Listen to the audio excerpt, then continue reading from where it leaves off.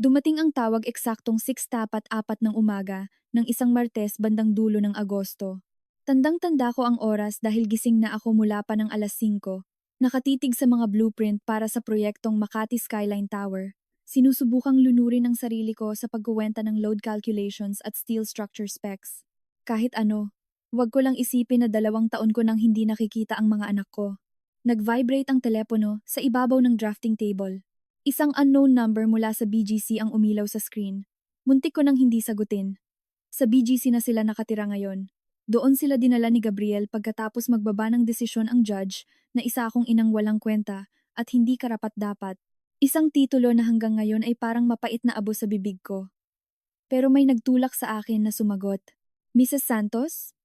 Isang kalmadong boses ng babae, pero may halong pagmamadali na mga doktor lang ang nakakagawa. Ako si Dra. Sara Mendoza, mula sa St. Luke's Medical Center. Tumatawag ako tungkol sa anak mong si Sofia, anak ko. 2 salita na 732 araw ko nang hindi pinapayagang lumabas sa mga labi ko. Anong nangyari? Tanong ko. Pinipilit maging matatag kahit nanginginig ang buong pagkatao ko. Nasa panganib siya. Dinala si Sofia sa ER madaling araw kanina. Kritikal ang pagbaba ng white blood cell count niya. Nasa 100 cells per microliter na lang.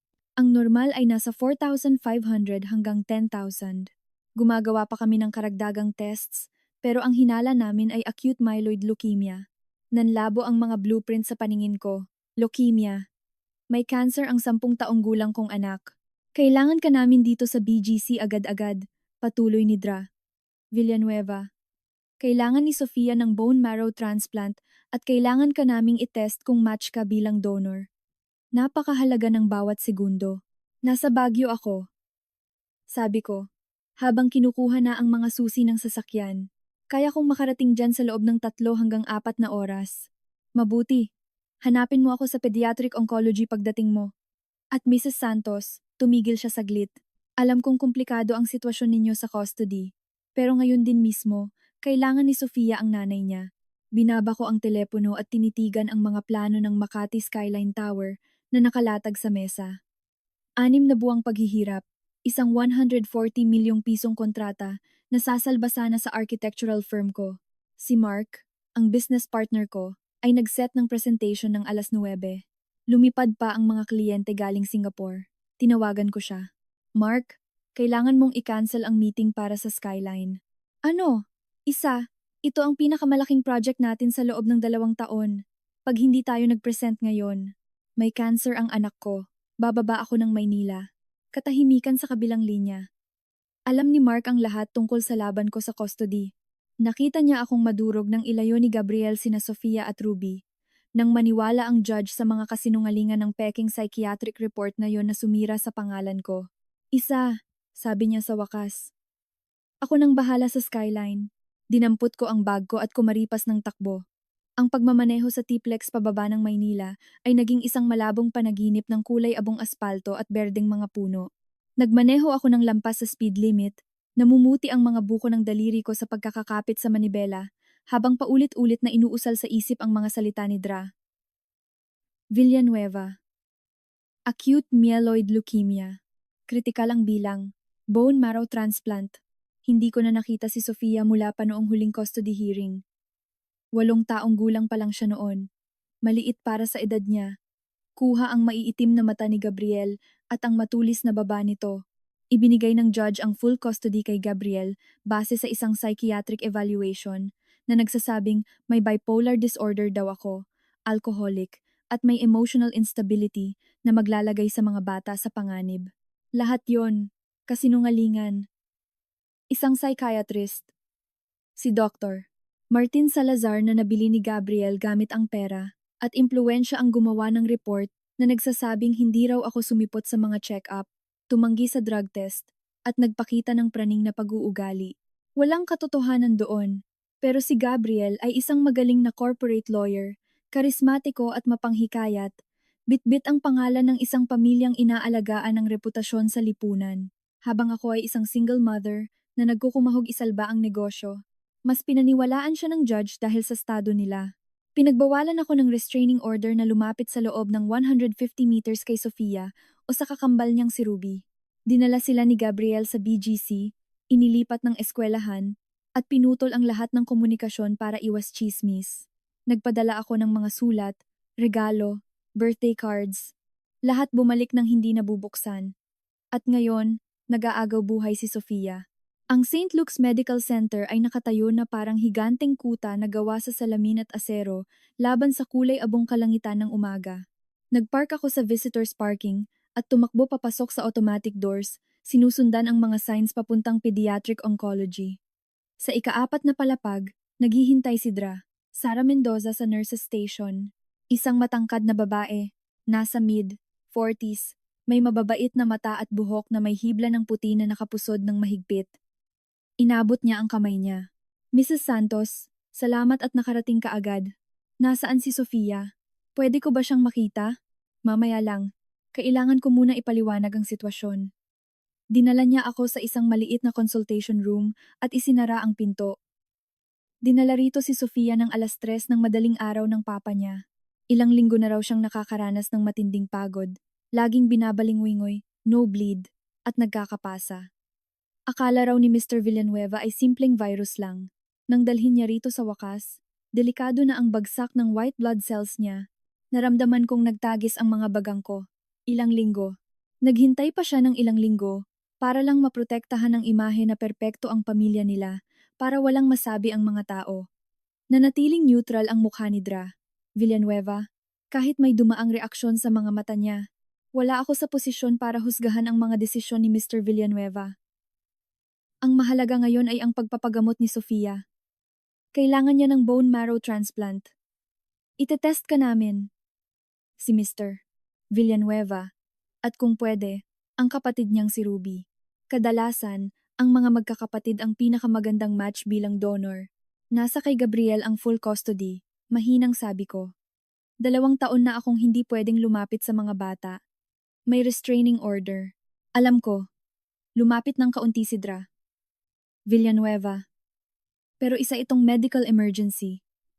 Ikaw ang biological mother ni Sofia at posibleng donor. Ang restraining order ay hindi mangingibabaw sa karapatan niyang makatanggap ng atensyong medikal na magliligtas sa buhay niya. May legal na karapatan kang maging narito. Alam ba ni Gabriel na tinawagan niyo ako? Hindi pa. Umalis siya bandang 6:00 ng umaga para sunduin si Ruby sa bahay ng kapatid niya. Babalik siya sa loob ng wala pang 1 oras. Ibig sabihin, mayroon lang akong wala pang 60 minuto, kasama ang anak ko bago ko harapin ang lalaking nagnakaw ng 2 taon ng buhay ko. Pwede ko na ba siyang makita? Tumango si Dra. Villanueva at iginiya ako sa pasilyong pinalamutian ng mga nakangiting elepante at giraffe, isang malupit na kabalintunaan sa mga maputla at may sakit na batang nasa likod ng bawat pinto. Tumigil siya sa tapat ng room 412. Gising siya, mahina niyang sabi. Pero Mrs. Santos, baka hindi ka niya makilala agad. Ang 2 taon ay mahabang panahon para sa isang bata. Tinulak ko ang pinto. Nakahiga si Sofia sa hospital bed, napakaliit tingnan sa ilalim ng mga puting kumot. Ang buhok niya, ang dark brown kong buhok, ay ginupit ng maikli. Ang balat niya ay kulay abo, halos naaaninag, at may mga pasang namumuo ng kulay ube sa mga braso niya kung saan nakakabit ang mga IV. Lumingon siya sa akin at nakita ko ang takot sa mukha niya. Ayos lang, bulong ko, lumalapit ng dahan-dahan na parang lumalapit sa isang sugatang hayop. Hindi kita sasaktan. Sino po kayo? Paos at mahina ang boses niya. Nadurog ang puso ko. Ako si Isabel. Nandito ako para tulungan kang gumaling. Tinitigan ako ni Sofia ng matagal. Ang madilim niyang mga mata ay sinusuri ang mukha ko. At pagkatapos, sa sobrang hina na halos hindi ko marinig, bumulong siya. Mama, hindi ko napigilan ang mga luha ko. Oo anak, ako to. Sabi ni Papa umalis ka raw kasi hindi mo na kami mahal. Nakakahiya ka raw sa pamilya natin. Gusto kong sumigaw. Gusto kong hanapin si Gabriel at pagbayarin sa bawat kasinungalingang sinabi niya, sa bawat sandaling ninakaw niya sa akin. Sa halip, umupo ako sa silya sa tabi ng kama ni Sofia at hinawakan ng maliit at malamig niyang kamay. Hindi ako kailanman umalis, sabi ko. Araw-araw kong sinubukang bumalik. Bago pa makasagot si Sofia, sumulpot si Dra. Villanueva sa pintuan. Bakas ang pagmamadali sa mukha niya. Mrs. Santos, kakarating lang ni Mr. Villanueva kasama si Ruby. Nagwawala siya sa labas at gustong malaman kung bakit ka nandito. Tumigil siya saglit at may isa pa. Kailangan nating itest agad ang lahat ng posibleng donor para sa compatibility. Kasama na roon si Ruby. Kailan namin siya pwedeng makita? Dinala ako ng doktor sa isang meeting room sa dulo ng pasilyo habang inaasikaso ni Gabriel si Ruby sa kwarto ni Sofia. Makalipas ang 30 minuto, nakaupo pa rin ako roon at nakatitig sa pinto, hinihintay ang komprontasyon na libu-libong beses ko nang nirehearse sa isip ko. Nang sa wakas ay pumasok si Gabriel, halos hindi ko siya makilala. 2 taon na ang nakararaan. Matikas siya at maayos. Yung tipong lalaking nagsusuot ng mamahaling suit, kilala ang lahat ng tao sa lipunan, at kayang paikuti ng mga judge gamit ang pinag-aralan niyang ngiti. Ngayon, sa edad na 45, mukha siyang mas matanda, may mga puting buhok na humahalo sa itim niyang buhok at malalalim na kulubot sa paligid ng bibig. Pero ang mga mata niya ay ganoon pa ring malamig, mapagmataas. Ang mga mata ng isang taong tingin sa iba ay mga piyesa lang sa chess o mga taong may utang na loob sa kanya. Hindi siya umupo. Tumayo siya sa kabisera ng mesa, nakahalukip-kip, at tiningnan ako na parang isang basurang natapakan niya. Anong ginagawa mong walang hiya ka rito? Pinilit kong salubungin ang tingin niya. Kailangan ni Sofia ng bone marrow transplant. Tinawagan ako ni Dra. Villanueva dahil posibleng donor ako. May restraining order ka. Malamig na sabi ni Gabriel. Hindi ka dapat lumalapit sa loob ng 150 meters sa mga anak ko. Mga anak natin, pagtatama ko. At medical emergency ito. Walang bisa ang restraining order kapag buhay na nila ang nakasalalay. Nagtagis ang bagang ni Gabriel. Bago pa siya makasagot, pumasok si Dra. Villanueva, maingat na neutral ang ekspresyon ng mukha. Mr. Villanueva, tama si Mrs. Santos. Pinapayagan ng batas ang mga biological parents na makita ang kanilang mga anak sa mga sitwasyong may panganib sa buhay, anuman ang custody agreements. Kailangan ni Sofia ng bone marrow transplant. Kailangan nating itest ang lahat ng posibleng donor, kasama kayong dalawa, at kung maaari, si Ruby. Lumingon si Gabriel kay Dra. Villanueva, sige, itest nyo kami. Pero gusto ko itong nakasulat, kung mag-match ako at mag-donate, gusto ko ng full custody sa 2 bata. Walang shared custody, walang visitation rights. Ibibigay ng permanente ni Isabel ang lahat ng karapatan niya bilang magulang para wala ng chismis na sumunod sa amin. Parang sinuntok ako ng mga salitang iyon. Hindi mo pwedeng gawin yan. Kaya ko, sabi ni Gabriel. Ang boses niya ay kasing kinang at kasing talim ng basag na salamin. Gusto mong iligtas si Sofia? Tumigas ang mukha ni Dra. Villanueva. Mr. Villanueva, lilinawin ko lang. Ang inilalarawan mo ay medical coercion. Kung susubukan mong gamitin ang malubhang sakit ng anak mo para manipulahin ang custody agreements, ire-report kita sa DSWD at sa Ethics Committee ng ospital. Naiintindihan mo ba? Hindi umabot sa mga mata ni Gabriel ang ngiti niya. Sinasabi ko lang ang kahandaan kong tumulong. Kung match ako, magdodonate ako. Pero inaasahan kong kikilalanin ni Isabel na ako ang mas matatag na magulang at galing sa pamilyang may dangal. Hindi ako nananakot, doktora. Pinoprotektahan ko lang ang mga anak ko. Gusto kong sumigaw. Gusto kong ibalibag sa kanya ang mesa. Sa halip, tiningnan ko si Dra. Villanueva at kalmadong sinabi. Itest niyo ako. Itest niyo siya. Gawin niyo ang lahat ng kailangan. Si Sofia muna. Makalipas ang 1 oras, nakatayo ako sa labas ng kwarto ni Sofia, nakatingin sa salamin habang ang isang batang babae na may dark brown kong buhok at ang matulis na baba ni Gabriel ay nakaupo sa kama ng D4, kinakausap ang kakambal niyang si Ruby.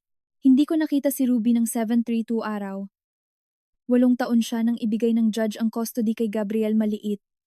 Tahimik. Laging nagtatago sa likod ng mas maingay at mas matapang niyang kakambal. Ngayon ay 10 na siya. Mas matangkad, mas payat, at may mga pangingitim sa ilalim ng mata na hindi dapat taglayin ng sinumang bata. Sumulpot si Dra. Villanueva sa tabi ko.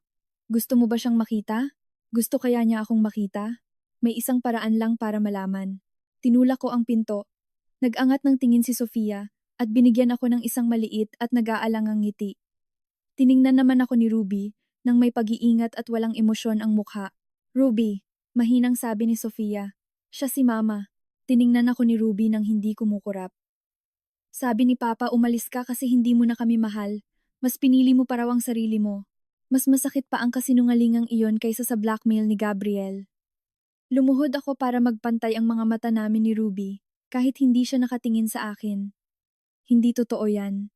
Mahal ko kayo ni Sofia ng higit pa sa kahit ano sa mundo. Inilayo kayo ng papa niyo sa akin. Araw-araw kong sinubukang bumalik. Nakakuyom ang mga kamao ni Ruby sa kanyang kandungan. Namumuti ang mga buko. Sabi ni Papa may sakit ka raw sa utak. Nakakahiya ka raw kaya hindi mo kami kayang alagaan.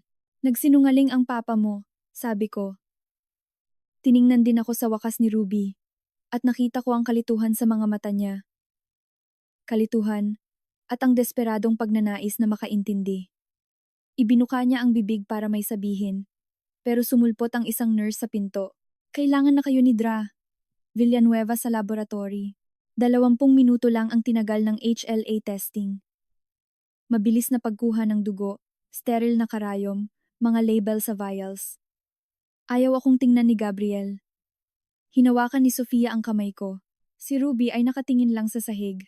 Pagkatapos, pinulong kami ni Dra, Villanueva sa kanyang opisina at ipinaliwanag ang proseso ng transplant. Kung makakahanap tayo ng match, sasailalim si Sofia sa matinding chemotherapy para sirain ang may sakit niyang bone marrow at pagkatapos ay tatanggap siya ng malusog na stem cells mula sa donor via IV. Aabutin ng buwan ang paggaling. Ang survival rate kung makakahanap tayo ng compatible donor ay 70 hanggang 80%. Kailan natin malalaman ang resulta? Tanong ni Gabriel. Gumagamit kami ng rapid HLA typing protocol dahil sa urgency, sagot ni Dra. Villanueva.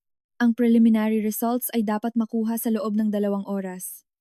Ang kumpletong confirmation ay aabuti ng 24 hanggang 48 oras, pero sa preliminary test pa lang ay malalaman na natin kung may posibleng kandidato. 2 oras na parang naging 2 taon. Umupo ako sa cafeteria ng ospital, nakatitig sa kapeng hindi ko kayang inumin. Nag-vibrate ang telepono ko. Nag-text si Mark na nagbabanta ang mga kliyente ng Skyline Tower na ika-cancel ang kontrata. Hindi ako sumagot. 5:00 ng hapon, pinatawag kami ulit ni Dra, Villanueva sa opisina niya. Dumating si Gabriel kasama ang isang babaeng hindi ko kilala. Nasa 30s, blonde at bihis na bihis. Tumayo siya malapit kay Gab na may nakahawak na kamay sa braso nito. Ito si Stephanie, sabi ni Gabriel, nang hindi nag-aabalang magbigay ng apelyido o paliwanag. Binaliwala siya ni Dra. Villanueva at tiningnan muna ako, pagkatapos ay si Gabriel. Nakuha ko na ang preliminary HLA results. Isabel, hindi ka match. Gab, ikaw rin hindi. Bumagsak ang puso ko. At si Ruby. Si Ruby ay may 50% compatibility kay Sofia, nakaraniwan sa magkapatid. Magandang balita iyan. Gayunpaman, tumigil saglit si Dra. Villanueva, tinitingnan ang kanyang tablet. Mayroong kakaiba sa genetic markers ni Ruby. Hindi ito tumutugma sa inaasahang pattern base sa HLA profile ni Gab. Kakailanganin kong gumawa ng mas kumpletong genetic analysis mamayang gabi. Maaaring may iba pang factors na dapat tingnan. Nakita ko ang pagdaan ng kalituhan sa mukha ni Gabriel, na agad napalitan ng paghihinala. Lumingon siya sa akin. Nanliliit ang mga mata. Anong ginawa mo, Isabel? Wala akong ginawa, sabi ko, pero nanginig ang boses ko dahil bigla kong naisip ang isang gabi. 11 taon na ang nakararaan. Isang pag-aaway namin ni Gabriel sa isang hotel room, sa isang pagkakamali na ibinaon ko ng napakalalim at halos nakumbinsi ko na ang sarili ko na hindi iyon kailanman nangyari. Tumayo si Dra. Villanueva. Makukuha ko ang buong genetic analysis bukas ng umaga. Sa ngayon, iminumungkahi kong magpahinga muna kayo. Stable naman si Sofia. Umalis si Gabriel nang walang imik. Sumunod si Stephanie. Ako ang naiwan. Dra. Villanueva, mahina kong sabi. Ano ang hindi mo sinasabi sa akin? Isinara niya ang pinto ng opisina. Mrs. Santos, may kailangan akong kausapin sa iyo ng pribado. Pwede ba tayong magkita pagkatapos ng hapunan? Nang tawagin ako ulit ni Dra. Villanueva sa opisina niya, lampas 8:00 na ng gabi. Tahimik ang mga pasilyo ng ospital. Ang mga fluorescent lights lang ang banayad na humuhugong. Kanina pa umalis si Gabriel. Sina Sofia at Ruby ay natutulog na sa kanilang kwarto, binabantayan ng mga night nurses. Ako na lang ang naiwan. At ang katotohanang hindi ako handang marinig.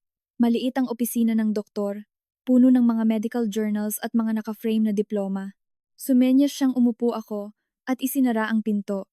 Mesus Santos, pinabilis ko ang DNA analysis gamit ang isang rapid PCR protocol sa ilalim ng medical emergency laws.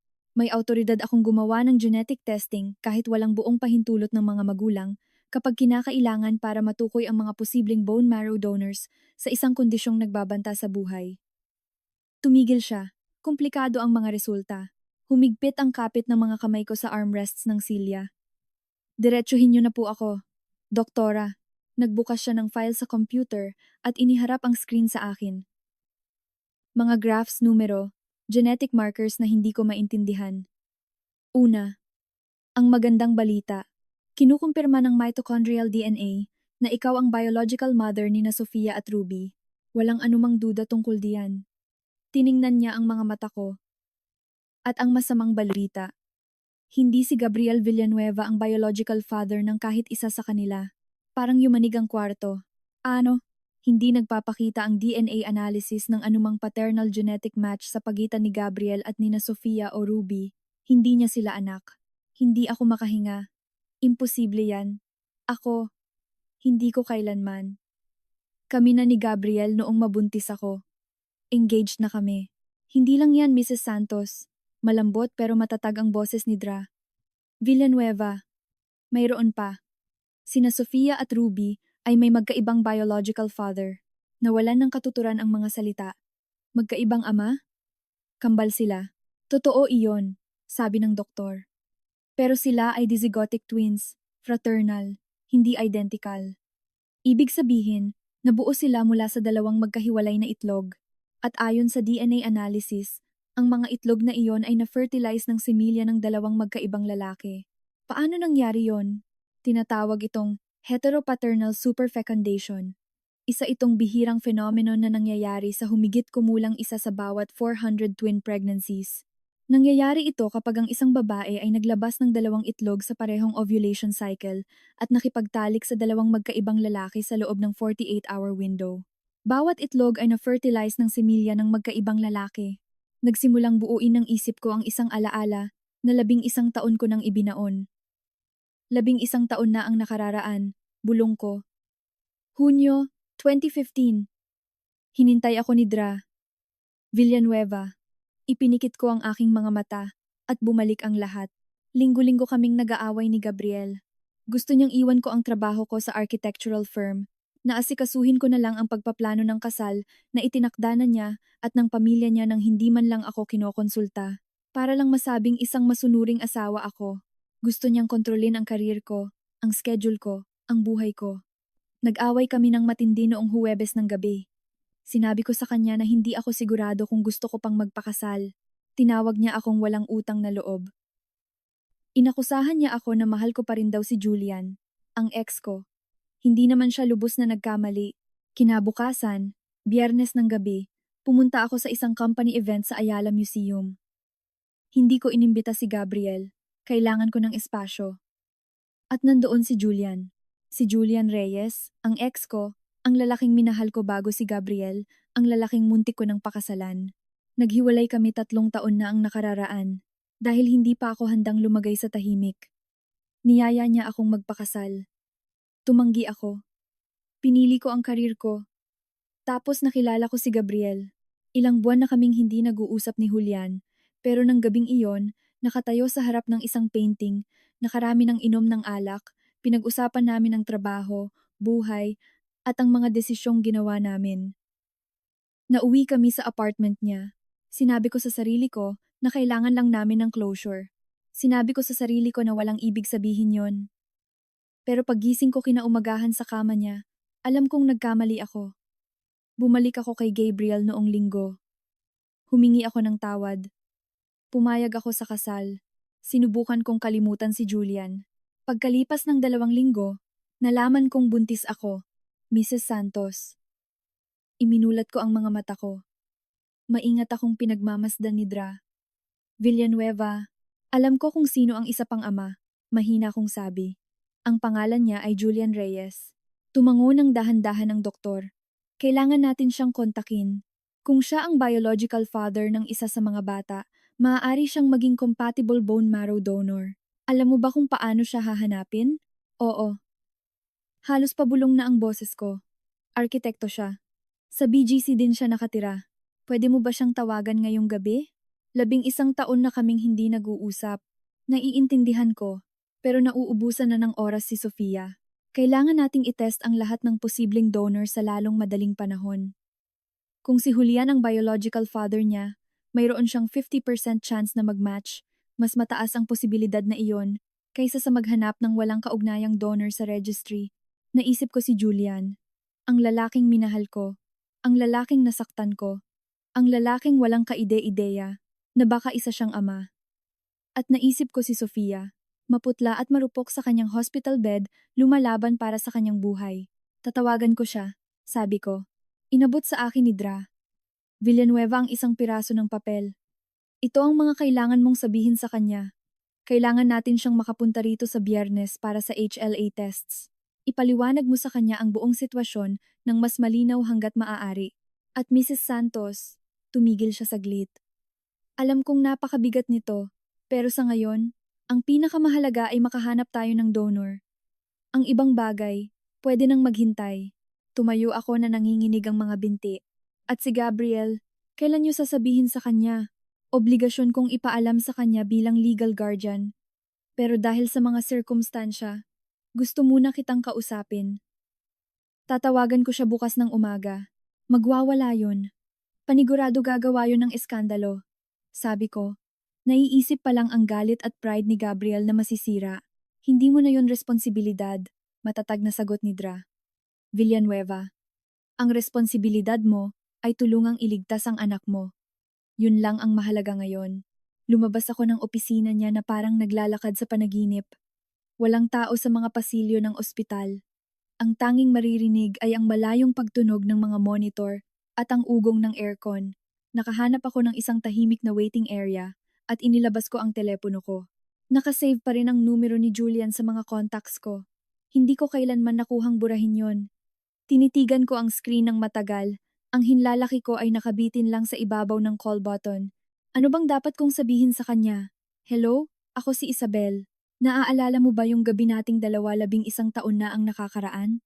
Baka kasi anak mo yung isa sa mga kambal ko at may leukemia siya. Pwede ka bang pumunta rito sa ospital? Pinindot ko ang call. Nagring ang telepono ng isang beses, 2, 3. Tapos, isang boses na mahigit isang dekada ko nang hindi naririnig. Hello, Julian. Sabi ko. Basag ang boses. Ako si Isabel. Kailangan ko ng tulong mo. Nagkaroon ng mahabang katahimikan sa kabilang linya. Naririnig ko ang paghinga niya. Kalmado at payapa gaya ng dati. Isabel, ikaw ba talaga yan? Oo, patawad kung napatawag ako ng walang pasabi. Alam kong lumipas na ang mga taon at wala na akong karapatang humingi ng kahit ano sa'yo. Wala na akong mukhang ihaharap. Pero, pumiyok ang boses ko. May nangyari. Isang napakasamang bagay at hindi ko na alam kung kanino lalapit. Ayos ka lang ba? Ang pag-aalala sa boses niya ay mabilis at totoo. Si Julian pa rin ito. Palaging iniisip muna ang ibang tao. Kahit pagkatapos ng napakahabang panahon. Hindi ako nasaktan. Mabilis kong sagot. Pero Julian, may mga anak akong kambal. 10 taong gulang na sila. At yung isa sa kanila, si Sofia, may leukemia. Kailangan niya ng bone marrow transplant. Isa na namang katahimikan. Halos nakikita ko na siya sa isip ko na pinoproseso ang impormasyon, sinusubukang intindihin ang lahat. Nakikiramay ako, Isabel, sabi niya sa wakas. Napakabigat niyan, pero bakit sa akin ka tumatawag? Ipinikit ko ang aking mga mata. Ito ang pinakamahirap na bahagi dahil nagsagawa ang ospital ng DNA tests para makahanap ng compatible na donor at may natuklasan sila. Ang mga kambal, magkaiba sila ng biological father. Bihirang mangyari pero nangyayari raw. At ang isa sa kanila, Huminga ako ng malalim. Ang isa sa kanila ay baka anak mo. Tila walang katapusan ang katahimikan sa kabilang linya, kaya naisip ko na baka binabaan na niya ako ng telepono. Julian, nandito pa ako. Nandito ako. Ang boses niya ay mahina at gulat na gulat. Sinasabi mo bang, baka may anak ako? Oo, mula noong gabing yon. 11 taon na ang nakakaraan. Hunyo 2015. Hindi ko rin alam, Julian. Pangako, ngayon ko lang din nalaman. At may leukemia siya. Kailangan niya ng bone marrow transplant at baka match ka. Sabi ng mga doktor, kung ikaw ang biological father niya, may 50% chance ka na mag-match. Julian, alam kong napakalaking pabor nito. Alam kong wala na tayong pinagsamahan at makapal ang mukha kong humingi, pero pupunta ka ba rito sa ospital? Magpapatest ka ba? Parang inabot ng habang buhay ang sumunod na katahimikan. Tapos, nagsalita si Julian. Kailan mo ako kailangan? Sa Biyernes ng umaga sana para sa HLA tests. Pupunta ako bukas. Mabilis niyang sagot. 10:00 ng umaga. Sa St. Luke's, tama? Oo, Julian. Ang aga pa noon. Kausapin na lang kita pagdating mo. Pinutol niya ang sasabihin ko ng dahan-dahan. Sa ngayon, ang mahalaga ay ang batang yan. Kailangan niya ng tulong. Pupunta ako. Salamat. Bulong ko. Isabel, sabi niya, malambot ang boses. Huwag kang magpasalamat. Kung anak ko siya, kung may kahit katiting na posibilidad, gusto kong tumulong. Binaba ko ang telepono at naiwang nakaupo sa walang taong waiting area, tuloy-tuloy na umaagos ang mga luha sa mukha ko. Kinabukasan, babalik si Julian sa buhay ko. Kinabukasan, haharapin ko ang mga kahihinatnan ng isang gabi na sinubukan kong kalimutan sa loob ng 11 taon. Pero ng gabing iyon, sa unang pagkakataon mula nang tumawag si Dra. Villanueva, nakaramdam ako ng pag-asa. May pag-asa si Sofia. Pagsapit ng Miyerkules ng umaga, 26 na oras na akong hindi natutulog. Nakaupo ako sa cafeteria ng ospital na may hawak na malamig na kape, nakatitig sa orasan na papalapit ng mag-10:00. Darating na si Julian anumang oras ang lalaking hindi ko nakita ng 11 taon, ang lalaking maaaring ama ni Sofia. Paulit-ulit na nag-echo sa utak ko ang pag-uusap namin kagabi. Julian, ako si Isabel, kailangan ko ng tulong mo.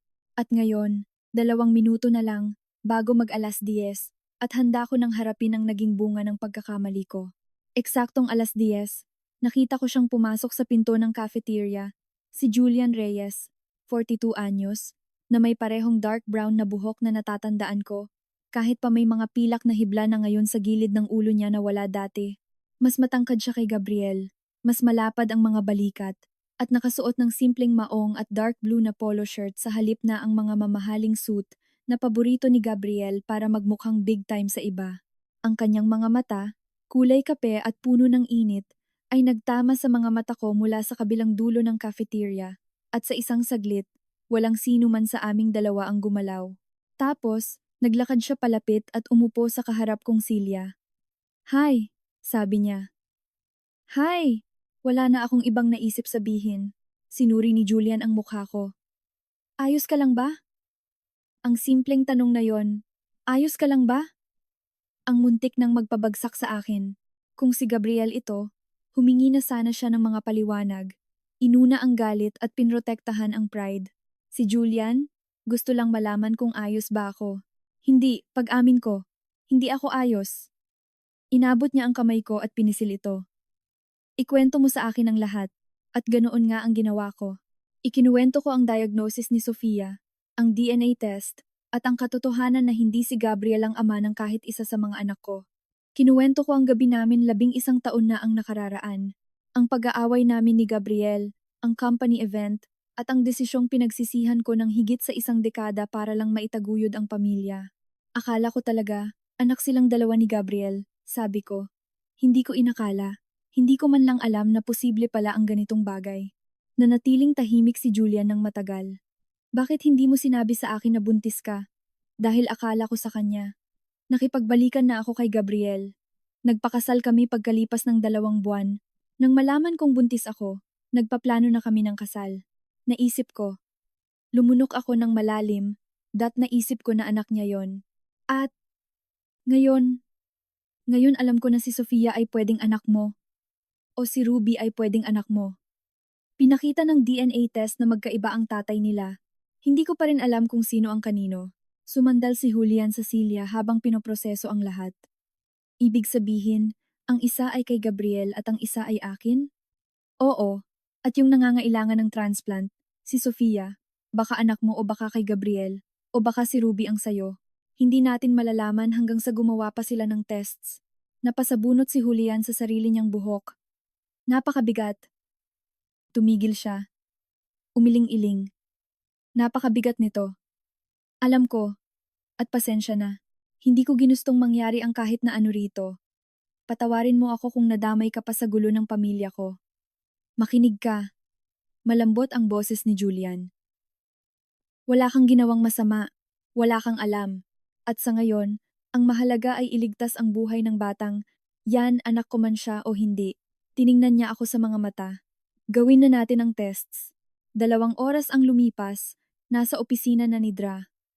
Villanueva si Julian, nakatupi ang manggas para sa blood extraction.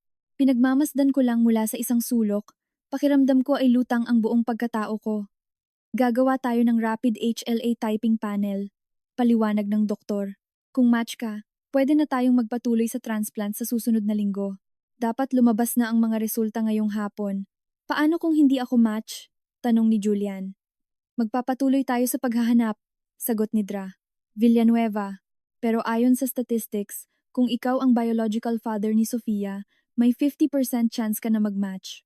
Mas mataas ang porsyentong yan kaysa maghanap tayo ng donor na walang kaugnayan sa dugo. Tumango si Julian. Sige po, ituloy na natin. 5 minuto lang ang itinagal ng pagkuha ng dugo. Tapos, kailangan na lang maghintay. Tinawagan ko si Mark ng hapon. Sinabi niya sa akin na opisyal ng kinansela ng mga kliyente ng Skyline Tower ang kontrata na wala ang malaking halaga. Dumudugo na ang architectural firm ko. Dapat nag-aalala ako. Naisip ko ang kahihiyang babagsak sa negosyo namin. Pero hindi ko magawa. Tumawag si Gabriel bandang 4:00. Sino ba? Yang putragis na Julian Reyes na yan. Bulyaw niya. Paano mo nalaman ang pangalang yan? May kaibigan ako sa ospital. Sabi niya. Sinabi sa akin na may lalaking nagpunta diyan at sinasabing siya raw ang tatay ni Sofia. Anong kalokohan to, Isabel? Gusto mo ba tayong pag-usapan ng mga tao? Posible siyang bone marrow donor. Maingat kong sagot. Kalokohan! Ipinasok mo pa ang kabit mo sa buhay ng mga anak ko. Wala ka talagang hiya. Hindi ko siya kabit. Siya ang taong pwedeng magligtas kay Sofia. Yun lang ang mahalaga ngayon. Kung akala mo, hahayaan kong may pumasok na ibang tao sa pamilyang to, binabaan ko siya ng telepono. 6:00 ng gabi, pinatawag kami ulit ni Dra. Villanueva sa opisina niya. Magkatabi kami ni Julian na umupo. Hindi nagdidikit. Halos hindi rin humihinga. Nasa akin na ang mga HLA results, sabi ng doktor. Julian, may 5 out of 10 compatibility ka kay Sofia. Ito ang karaniwan sa relasyon ng mag-ama. Compatible ka para sa transplant. Naramdaman ko ang pag-agos ng luha sa aking pisngi. Dahan-dahang nagpakawala ng hininga si Julian. Ibig sabihin, anak ko siya, mahina niyang sabi. Kinukumpirma yan ng DNA. Sagot ni Dra. Villanueva, ikaw ang biological father ni Sofia. Tiningnan ako ni Julian. Pwede ko ba siyang makilala? Pagdating ng 9:00 ng gabi, sinamahan ni Dra. Villanueva si Julian papunta sa kwarto ni Sofia. Inilipat si Ruby sa ibang kwarto para sa gabi, kaya mag-isa lang si Sofia. Ako ang unang pumasok. Sofia anak, may ipapakilala sana ako sa'yo. Nag-angat ng tingin si Sofia mula sa librong binabasa niya. Maputla at payat siya, pero malinaw at alerto ang kanyang mga mata. Sino po? Ang pangalan niya ay Julian. Nandito siya para. Nag-alangan ako, para tulungan kang gumaling. Pumasok si Julian sa kwarto at nakita ko kung paano nagbago ang ekspresyon ng mukha niya pagkakita niya kay Sofia. Hindi iyon ang pagkilala ng isang estranghero, kundi isang taong nakikita ang sarili niya sa iba. Napakaraming namana ni Sofia sa kanya, ang mga mapagpahiwatig na mata, ang hugis ng ilong, ang maamong ngiti. Hi Sofia! Mahinang bati ni Julian. Ako si Julian. Sinuri siyang mabuti ni Sofia. Kayo po ba ang totoo kong papa? Tiningnan ako ni Julian ng may pag-aalinlangan. Tumango ako. Oo, sagot ni Julian. Medyo mabigat ang boses. Ako nga, natahimik sandali si Sofia. Kung ganoon po, ibibigay niyo ba sa akin ang bone marrow niyo? Kung papayagan mo ako. Masakit po ba? Sa akin medyo. Pero sa'yo, hindi. Umupo si Julian sa silyang nasa tabi ng kama. Patutulugin ka muna nila. Wala kang mararamdaman. At paggising mo, mag-uumpisa ka ng gumaling. Sige po, sabi ni Sofia. At pagkatapos, sa sobrang hina ay halos hindi ko narinig. Salamat po. Hinawakan ni Julian ang maliit niyang kamay. Walang anuman, anak. Iniwan ko silang dalawang nag-uusap nang mahina at hinanap ko si Villanueva sa pasilyo. Match si Julian, sabi ko. Pwede na nating gawin ang transplant. Oo, sagot ng doktor. Pero may kung anong nagbago sa tono niya. Pero may isa pa tayong kailangang pag-usapan. Seryoso ang ekspresyon niya. Sinuri rin namin ang kalusugan ni Ruby bilang posibleng donor. Kadalasan, ang mga kapatid ang mas magandang donor kaysa sa mga magulang pero, Isabel, huminto siya sandali. May problema. Isang napakalalang problema. Masyadong mabilis dumating ang Huwebes ng umaga. Halos wala akong tulog. 8:00 nang bumalik ako sa ospital nang dalhin ako ni Villanueva sa isang maliit na consultation room. Napakaseryoso ng mukha niya. Isabel, kailangan nating pag-usapan si Ruby. Parang nalaglag ang kaluluwa ko sa sahig.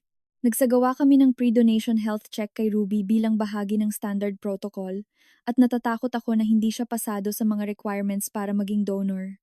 Nakatitig lang ako sa kanya nang hindi tuluyang pumapasok sa isip ko ang mga salita niya. Anong ibig mong sabihin? Di ba sabi mo 50% match siya? Sa aspetong genetiko. Oo, pero sa pisikal, wala si Ruby sa kondisyon na sumailalim sa bone marrow extraction. Binuksan ng doktor ang kanyang tablet at iniharap sa akin. Ang body mass index niya ay 15.2. Para sa isang batang kaedad niya, kailangan namin ng minimum na 16.5 para masiguro ang ligtas na anesthesia at pag-recover. Ang hemoglobin niya ay nasa 9.8 GAR, DL, napakababa sa 12 na hinihingi namin. At ang bigat niya ay 27 kilos lang. Ang minimum namin para sa mga pediatric donors ay 32. Parang mga suntok na tumama sa akin ang mga numero. Pero 10 years old pa lang siya. Eksakto. Karamihan sa mga 10-year-old na bata ay mas mabigat kaysa kay Ruby. Isabel. Ang mga numerong ito ay nagpapahiwatig ng matinding malnutrisyon. Lumambot ang boses ng doktor. Ang tibok ng puso ni Ruby ay palaging mabilis ng hindi normal mula nang dumating siya rito. Nakadokumento rin kami ng mga senyales ng chronic stress. Tatanungin kita, si Gabriel lang ba talaga ang nag-aalaga kay Ruby sa nakalipas na 2 taon? Dahan-dahan akong tumango habang bumubuhos sa akin ang katotohanan na parang nagyayalong tubig. Hindi niya ako pinapayagang makita sila. Nakuha niya ang custody noong 2023. Sabi ng korte, baliw daw ako at hindi kayang mag-alaga dahil naapektuhan ako ng chismis at pressure sa negosyo. Tumigas ang panga ni Villanueva, ganoon ba? Huminto siya saglit. Nakakita rin kami ng mga senyales sa pag-uugali niya na tumutugma sa matagalang psychological stress. Hypervigilance o laging takot at nakabantay. Takot sa mga autoridad at nahihirapang magtiwala sa matatanda. Ang mga pattern na ito, kasama ng pisikal niyang kalagayan, ay nagbibigay ng malaking pangamba tungkol sa kapaligiran niya sa bahay. Naramdaman ko ang pagbabanggaan ng galit at sakit sa aking dibdib. Ginutom ni Gabriel ang anak ko. Inilayo niya sa akin para itago ang ginagawa niya. Ipinakita sa labas na perpekto silang pamilya at wala man lang ako roon para protektahan siya. Nagsalita ulit si Villanueva. Isabel, dahil sa sitwasyon ni Ruby, hinding-hindi namin siya pwedeng payagang mag-donate ng bone marrow. Masyado itong delikado sa aspetong medikal at irresponsable para sa ethics namin. Pero malusog si Julian Reyes, handang tumulong, at sapat ang HLA compatibility niya. Itutuloy natin siya bilang donor ni Sofia. Lumunok ako ng malalim. Ibig sabihin, si Julian ang tanging pag-asa natin? Oo, at sa totoo lang, magandang pag-asa iyon. Malaki na ang inimprove ng mga partial match transplants sa mga nakalipas na taon, lalo na sa mga bagong immunosuppressive protocols. Maging positibo tayo. 2:00 ng hapon nang magkita kami ni Julian sa cafeteria. Mukha siyang pagod na pagod, pero buo ang determinasyon. Isabel, sinabi sa akin ni Dra. Villanueva ang tungkol kay Ruby, sabi niya. Nakikiramay ako. Awang-awa ako sa bata. Hindi ako makapagsalita. Tumango na lang ako. Inabot niya ang kamay ko sa ibabaw ng mesa at hinawakan ito ng mahigpit. Gagawin ko ito. Magdo-donate ako. Anak ko si Sofia. At hindi ko siya bibiguin. Pagsapit ng 4:00, napirmahan na ni Julian ang lahat ng consent forms. Ini-schedule ni Dra. Villanueva ang pagkuha ng bone marrow para sa susunod na Martes, para mabigyan ng ilang araw ang katawan ni Julian na maghanda at magkaroon ng oras ang medical team na i-coordinate ang conditioning regimen ni Sofia.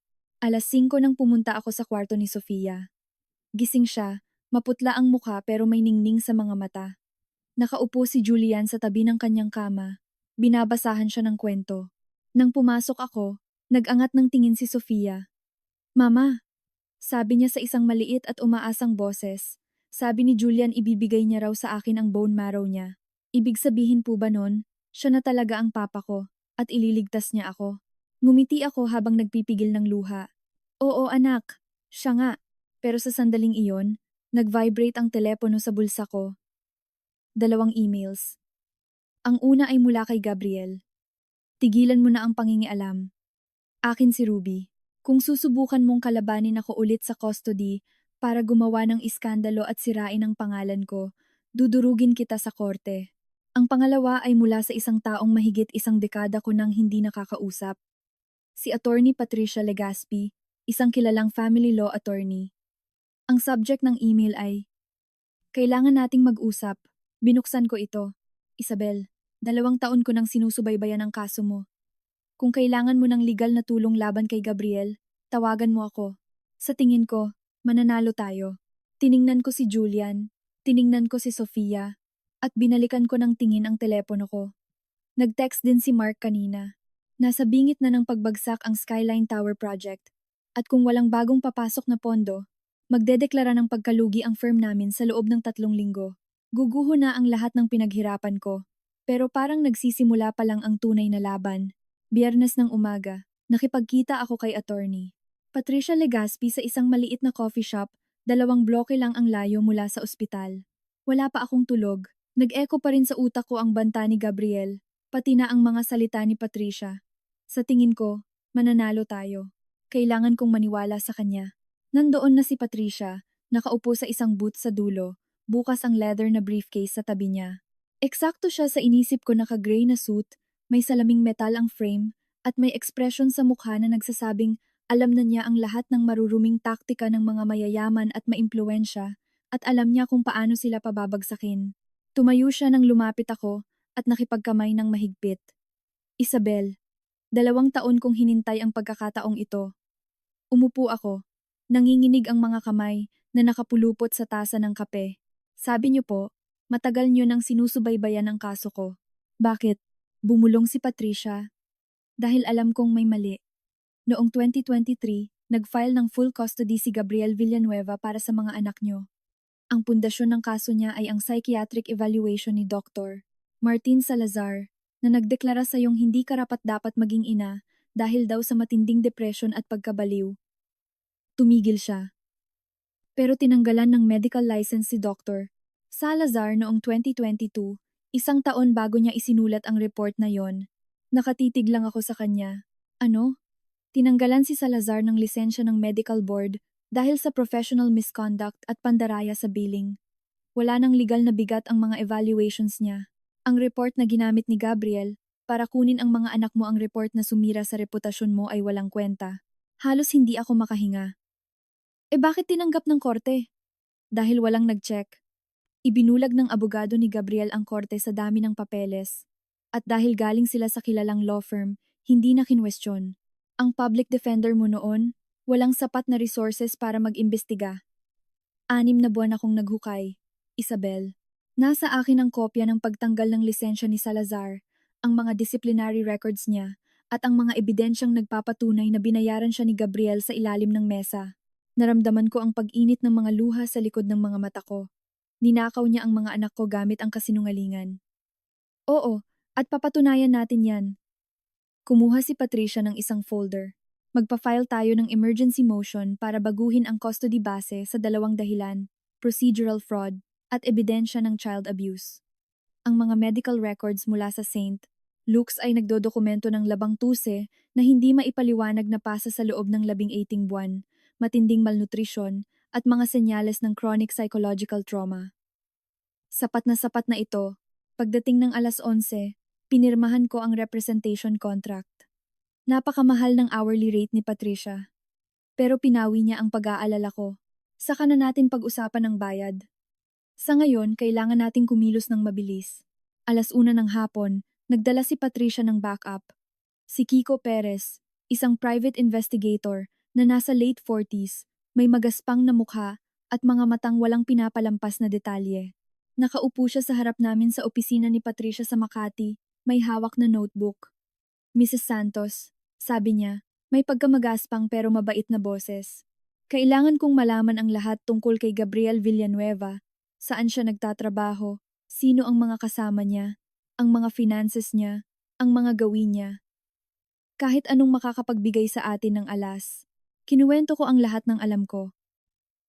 Si Gabriel ay isang corporate lawyer sa Castillo, Say, isa sa mga pinakamalalaking law firm sa bansa.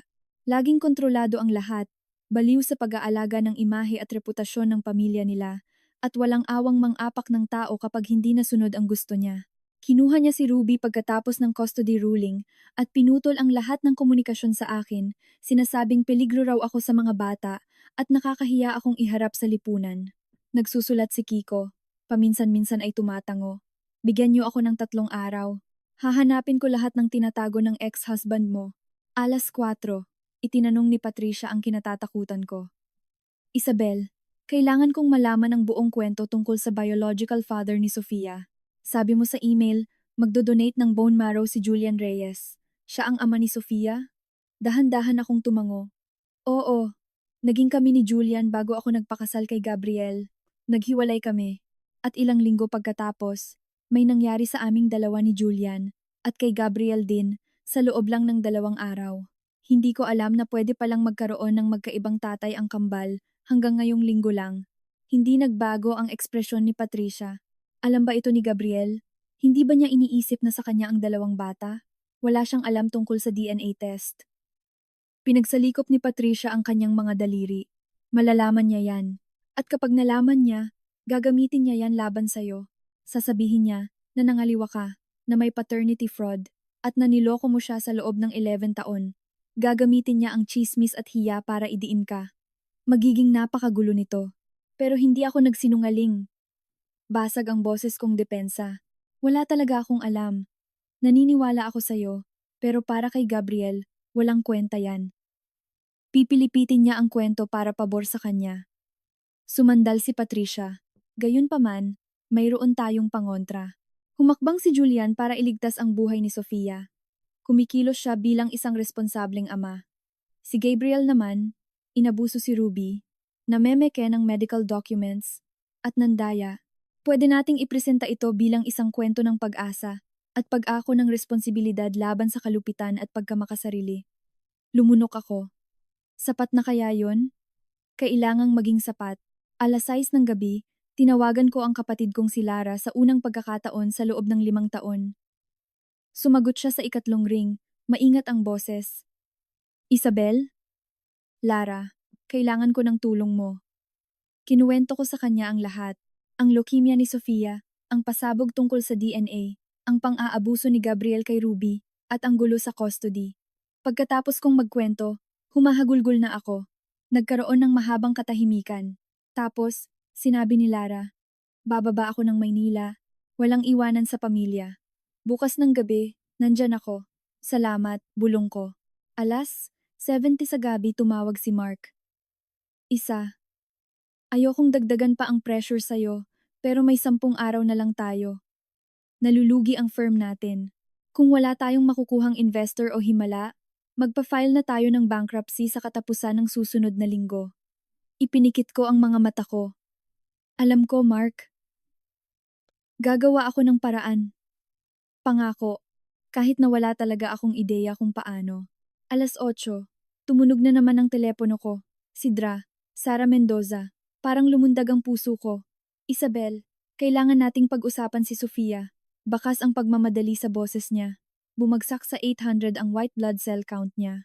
Hindi na tayo pwedeng maghintay. Kailangan nating i-advance ang transplant bukas ng umaga. Sabado, 9:00. Handa na ba si Julian? Tiningnan ko si Patricia na maingat na nakamasid sa akin. Oo, sabi ko, handa na siya. Mabuti. Sabihin mo sa kanya na pumunta rito ng 7:00 para sa pre-op. Nauubusan na tayo ng oras. Nang ibaba ko ang telepono, mahinang nagsalita si Patricia. Sabay-sabay nangyayari ang lahat. Isabel, tumango ako. Bukas, ililigtas ni Julian ang buhay ni Sofia. Sa susunod na linggo, lalaban ako para iligtas si Ruby kay Gabriel. Sana lang, maging sapat ang lakas ko para sa kanilang dalawa. Sumapit ang Sabado na may isang code blue. 6:00 ng umaga, bumagsak sa 45 beats per minute ang tibok ng puso ni Sofia. Pagdating ko sa kwarto niya, umaalingaw-ngaw ang mga alarma at nandoon na si Dra. Villanueva, nagbibigay ng mga utos sa resuscitation team. Atropine, 0.5 milligrams, IV. Matapang niyang utos. Isang nurse ang nagtusok ng hiringgilya sa IV line ni Sofia. Nanigas ako sa may pintuan, nakatitig sa maputlang mukha ng anak ko. Ang dibdib niya ay halos hindi gumagalaw. Laban, Sofia, bulong ni Dra. Villanueva habang nakadiin ang mga daliri sa pulso ng bata. Laban. 30 segundo. 1 minuto. Tapos, gumalaw ang mga talukap ni Sofia at tumunog ang monitor. 60 beats per minute. 70. Pasha. Nagpakawala ng hininga si Dra. Villanueva, okay na. Severe bradycardia, malamang dahil sa electrolyte imbalance. Iko-correct natin ito bago ang surgery. Tiningnan niya ako. Isabel, stable na siya. Nasa prep room na si Julian. Tuloy tayo sa plano. Tumango ako, hindi makapagsalita. 7:00 ng umaga, nakita ko kung paano inilipat si Julian sa operating room sakay ng stretcher. Dumating siya ng 6:30. Kalmado at determinado. Kahit alam kong sa loob-loob niya ay kinakabahan din siya. Bago siya dalhin sa loob, pinisil niya ang kamay ko. Aasa ako sa kanya, sabi niya. Hindi ko siya iiwan. Gusto kong may sabihin. Salamat. Patawad. Mahal kita. Pero tango na lang ang nagawa ko. 2 oras ang itinagal ng bone marrow extraction. Naghintay ako sa surgical waiting room kasama ang kapatid kong si Lara. Dumating siya kagabi, gaya ng ipinangako niya, at halos hindi na humiwalay sa akin simula noon. Hindi siya masyadong nagsasalita, hinahawakan lang niya ang kamay ko at ikinukuha ako ng mapait na kape ng ospital. 9:30, lumabas si Dra. Villanueva, nakasuot pa rin ng surgical scrubs. Perfect ang extraction. Nakakuha tayo ng sapat na bone marrow para sa transplant. Nasa recovery room na si Julian. Sasakit ang katawan niya ng ilang araw, pero ayos na siya. At si Sofia? Nai-infuse na namin ang bone marrow. Inililipat na siya ngayon sa ICU. Lumambot ang ekspresyon ni Dra. Villanueva. Isabel, ito pa lang ang madaling part. Ang mahirap ay ang paghihintay sa engraftment kung saan ang mga bagong cells ay tutubo at magsisimulang gumawa ng dugo. Aabutin ito ng minimum na 10 hanggang 14 na araw. Kung tumaas ang white blood cell count niya, malalaman nating gumagana. At kung hindi, wag muna nating isipin yon. 11:00, pinayagan akong pumasok sa ICU. Nakahiga si Sofia sa isang makitid na kama, may mga tubong nakakabit sa mga braso niya at isang ventilation mask sa kanyang mukha. Parang naaaninag ang balat niya at iilan na lang ang natitirang hibla ng buhok niya, pero regular na tumutunog ang heart monitor at tumataas baba ang dibdib niya. Umupo ako sa tabi niya at bumulong. Magiging maayos din ang lahat, anak. Ibinigay ni Julian ang lakas niya sa'yo. Kailangan mo na lang lumaban. 2:00 ng hapon, pumunta ang nurse na si Melissa para i-check si Ruby. na nailipat na sa isang malapit na kwarto. Tahimik lang si Ruby buong umaga. Maingat na pinagmamasdan ang mga staff ng ospital. Kumuha si Melissa ng routine blood test, isang karaniwang procedure para sa lahat ng batang nasa ilalim ng hospital observation. Isang oras ang lumipas. Pinatawag ako ni Dra. Villanueva sa opisina niya. Isabel, nakumpleto na namin ang blood typing ni Ruby bilang bahagi ng standard donor screening protocol. Ang mga resulta ay nagbunga ng ilang katanungan tungkol sa biological affiliation niya na kailangan nating linawin gamit ang karagdagang DNA tests. Dahan-dahan akong umupo. Anong klaseng katanungan? Incompatible ang blood type result ni Ruby sa pagiging biological father ni Julian Reyes. Kailangan nating magsagawa ng buong paternity panel para matukoy ng pinal kung sino ang biological father ni Ruby. Nagsimulang umiikot ang paningin ko. Pilit iniintindi kung ano ang ibig sabihin nito. 4:00, dinala ako ni Dra. Villanueva sa isang private consultation room. Nandoon si Dr. Roberto Carlos, ang chief geneticist ng ospital. Isang matangkad na lalaki, nasa mid-40s, may puting buhok sa paligid ng tainga at may malambot na boses. Isabel, kailangan nating pag-usapan si Ruby, sabi ni Dra. Villanueva, ang pagkakaiba sa blood type ang nagtulak sa amin para gumawa ng accelerated DNA comparison gamit ang mga samples na nasa file na natin yung sayo, kay Julian, at kay Ruby. Binuksan ni Dr. Carlos ang tablet. Pinal na ang mga resulta. Nakibahagi si Ruby ng 50% ng DNA niya sa iyo, na nagpapatunay na ikaw ang biological mother niya. Pero hindi siya nagbahagi ng anumang paternal DNA marker kay Julian Reyes. Hindi si Julian ang ama ni Ruby. Naramdaman kong nagiinit ang mga mata ko. Kung ganoon, at sino? Nag-alangan si Dra. Villanueva, ikinumpara namin ang profile ni Ruby kay Gabriel Villanueva, na nakuha namin ang DNA mula sa mga records ng custody case 2 taon na ang nakararaan. Tumigil siya. May 99.97% na match si Ruby kay Gabriel. Siya ang biological na anak ni Gabriel. Natahimik ang buong kwarto. Nakatitig lang ako sa screen ng tablet sa mga hanay ng numero at genetic markers na nagbabaybay ng isang katotohanang ayaw kong paniwalaan. Kay Gabriel si Ruby. Kay Julian si Sofia. Ang kambal na dinala ko sa sinapupunan ko sa loob ng 9 na buwan ay nabuo mula sa 2 magkaibang lalaki sa iisang cycle ng obulasyon. Heteropaternal superfecundation. At inalagaan ni Gabriel si Ruby ng 2 taon. Alam niyang sa kanya ang bata. Alam na kaya niya simula pa lang o naghinala lang siya. Isabel. Malambot ang boses ni Dra. Villanueva. Ayos ka lang ba? Umiling ako. Hindi. Hindi ako ayos. Pinalaki ni Gabriel ang tunay niyang anak, pero ginutom niya ito. Ginawa niyang sandata ang sarili niyang kadugo para lang saktan ako at tuparin ang kanyang baluktot na pride. 6:00 ng gabi, pumunta ako sa kwarto ni Ruby. Nakaupo siya sa kama. Nagkukulay sa isang activity book ng ospital. Nang makita niya ako, nag-angat siya ng tingin gamit ang malalaki at balisang mga mata. Hello, Mama. Umupo ako sa tabi niya at marahan kong hinawakan ang kamay niya. Ruby, anak! Kailangan pang gumawa ng mga doktor ng karagdagang tests para makasigurong tama ang lahat ng medical records mo. Wala kang dapat ikatakot. Gusto lang nilang maging tama lahat ng impormasyon. Dahan-dahan siyang tumango. Nagtitiwala sa akin sa paraang dumurog sa puso ko. Kinalaunan, kinumpirma ni Dra. Villanueva ang ibinabadya ng mga tests. Ang biological father ni Ruby ay si Gabriel Villanueva, hindi si Julian Reyes. Ang kambal na dinala ko ay nabuo sa 2 magkaibang ama. May biological na koneksyon si Gabriel kay Ruby, at alam kong gagamitin niya ito bilang sandata. 8:00 ng gabi, sinalubong ako ni Dra. Villanueva sa pasilyo. Isabel, dinokumento ko na ang lahat. Ang blood type ni Ruby, ang DNA results, at ang mga medical findings ng pananatili niya rito.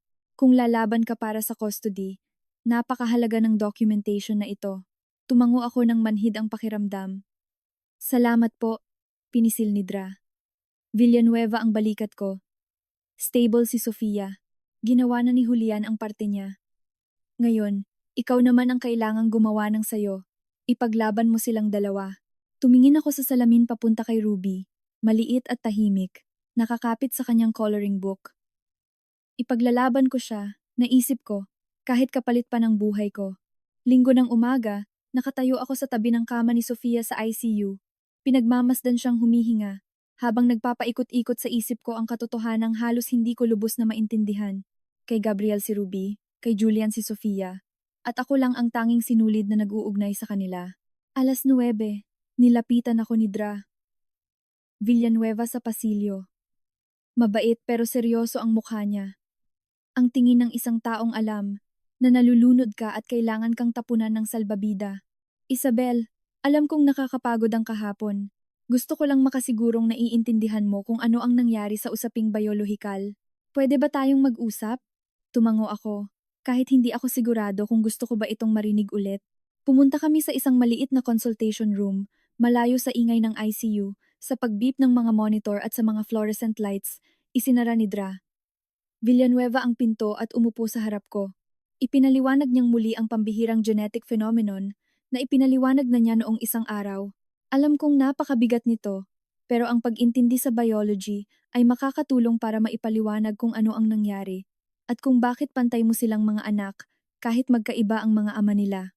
Nakatitig lang ako sa kanya, hinahayaang balutin ako ng mga salita na parang malamig na tubig, 2 itlog, 2 lalaki, 2 ama. Hindi ko alam. Bulong ko. Pangako. Wala talaga akong alam. Naniniwala ako sa'yo, matatag na sabi ni Dra. Villanueva, karamihan sa mga babae ay hindi rin malalaman. Normal na nabuo ang kambal. Nagsalo sa sinapupunan mo ng 9 na buwan at sabay na ipinanganak. Sa genetics, half-sisters sila. Sa emosyon, buong magkapatid sila. Isabel, hindi mo ito kasalanan. Biology ito. Pero para sa akin, hindi ito simpleng biology. Para itong isang bomba na anumang oras ay sasabog at wawasak sa lahat.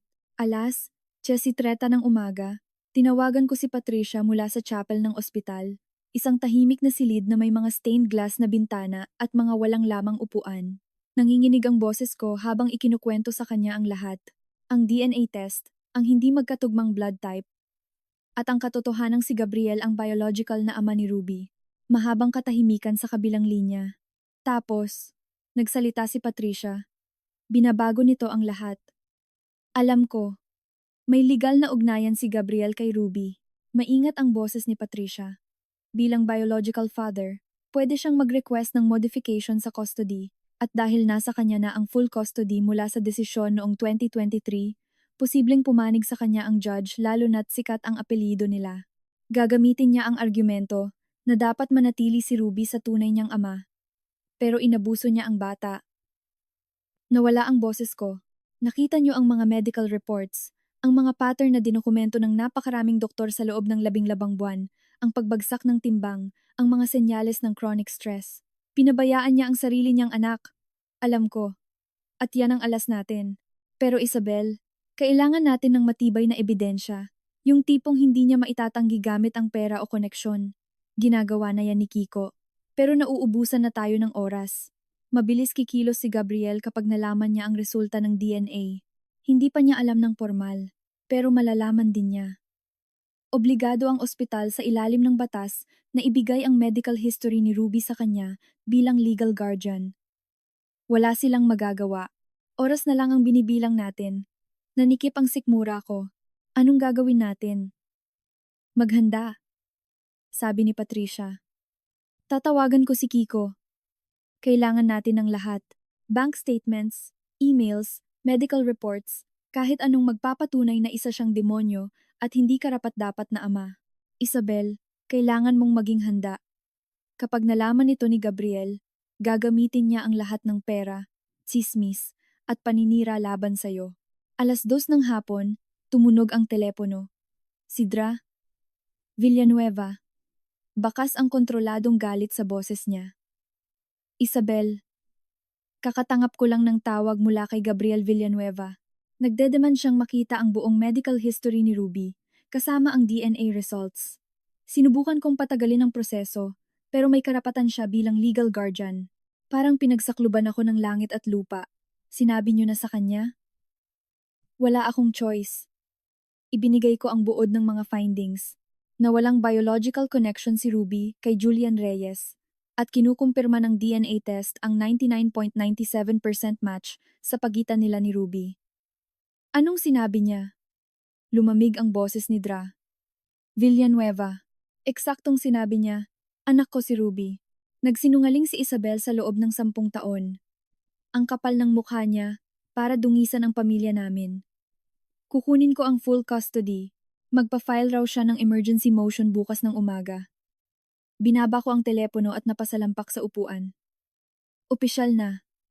Nagsimula na ang giyera. 6:00 ng gabi, pumunta ako sa kwarto ni Ruby. Nakaupo siya ng D4 sa kama, naglalaro sa isang hiniram na tablet. Nang makita niya ako, isinantabi niya ito. Hello mama.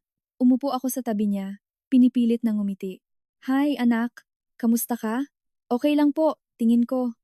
Hinila niya ang laylayan ng kumot. Napakanipis ng mga daliri niya, sobrang nipis. At napansin ko kung gaano kasing ingat ang bawat galaw niya, na parang inaasahan niyang masasaktan siya anumang oras kapag nagkamali siya.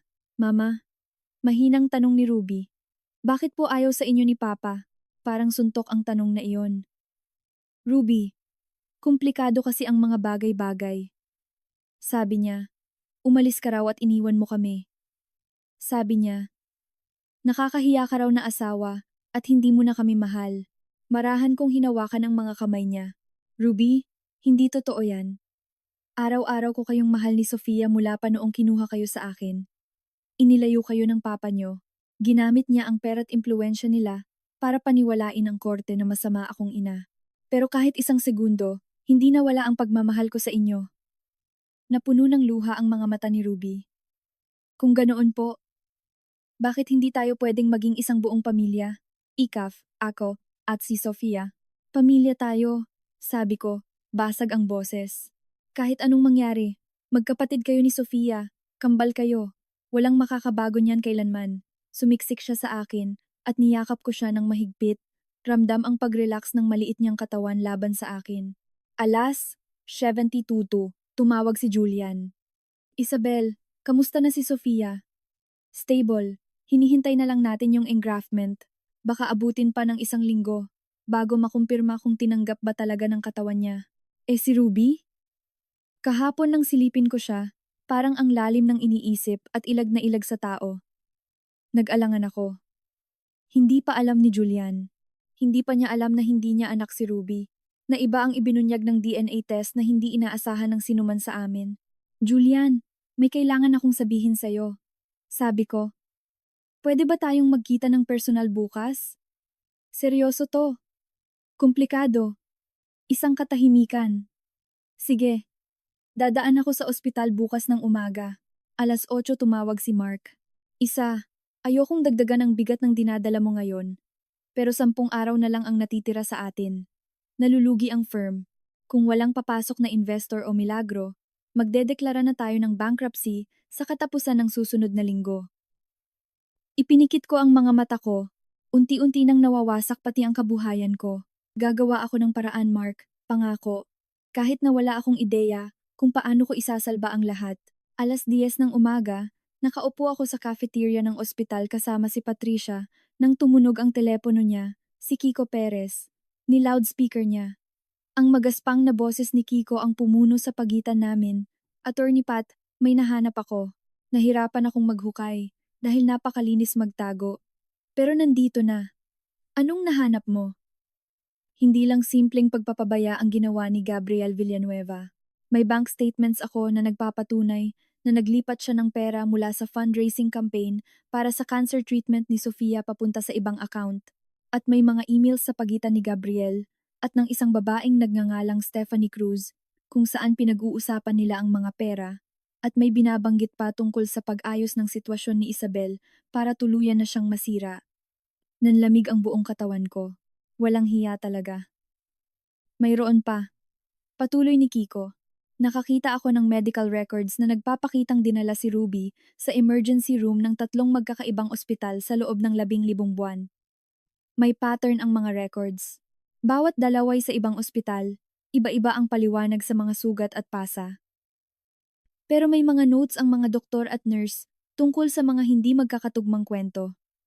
Napakautak ni Gabriel. Sinigurado niya na walang ospital ang makakakita ng buong pattern para protektahan ang pangalan nila at iwasan ang chismis ng child abuse. Sumandal paharap si Patricia. Kiko, pwede mo bang ilagay lahat ng ito sa isang formal na report? Kailangan ko ng 48 oras. Gusto kong siguraduhin na plansado lahat at walang butas. Sige, attorney. Tiningnan ako ni Patricia. Isabel, napakahalaga nito. Kung maipapakita natin ito sa judge, hindi lang mawawalan ng custody si Gabriel. Haharap siya sa mabibigat na kasong kriminal. Binaba ni Patricia ang tawag. Mananalo tayo rito, Isabel. Kailangan lang nating kumapit ng konti pa. Tumango ako. Pero hindi ako makapagsalita. Ang tanging naiisip ko lang ay si Ruby.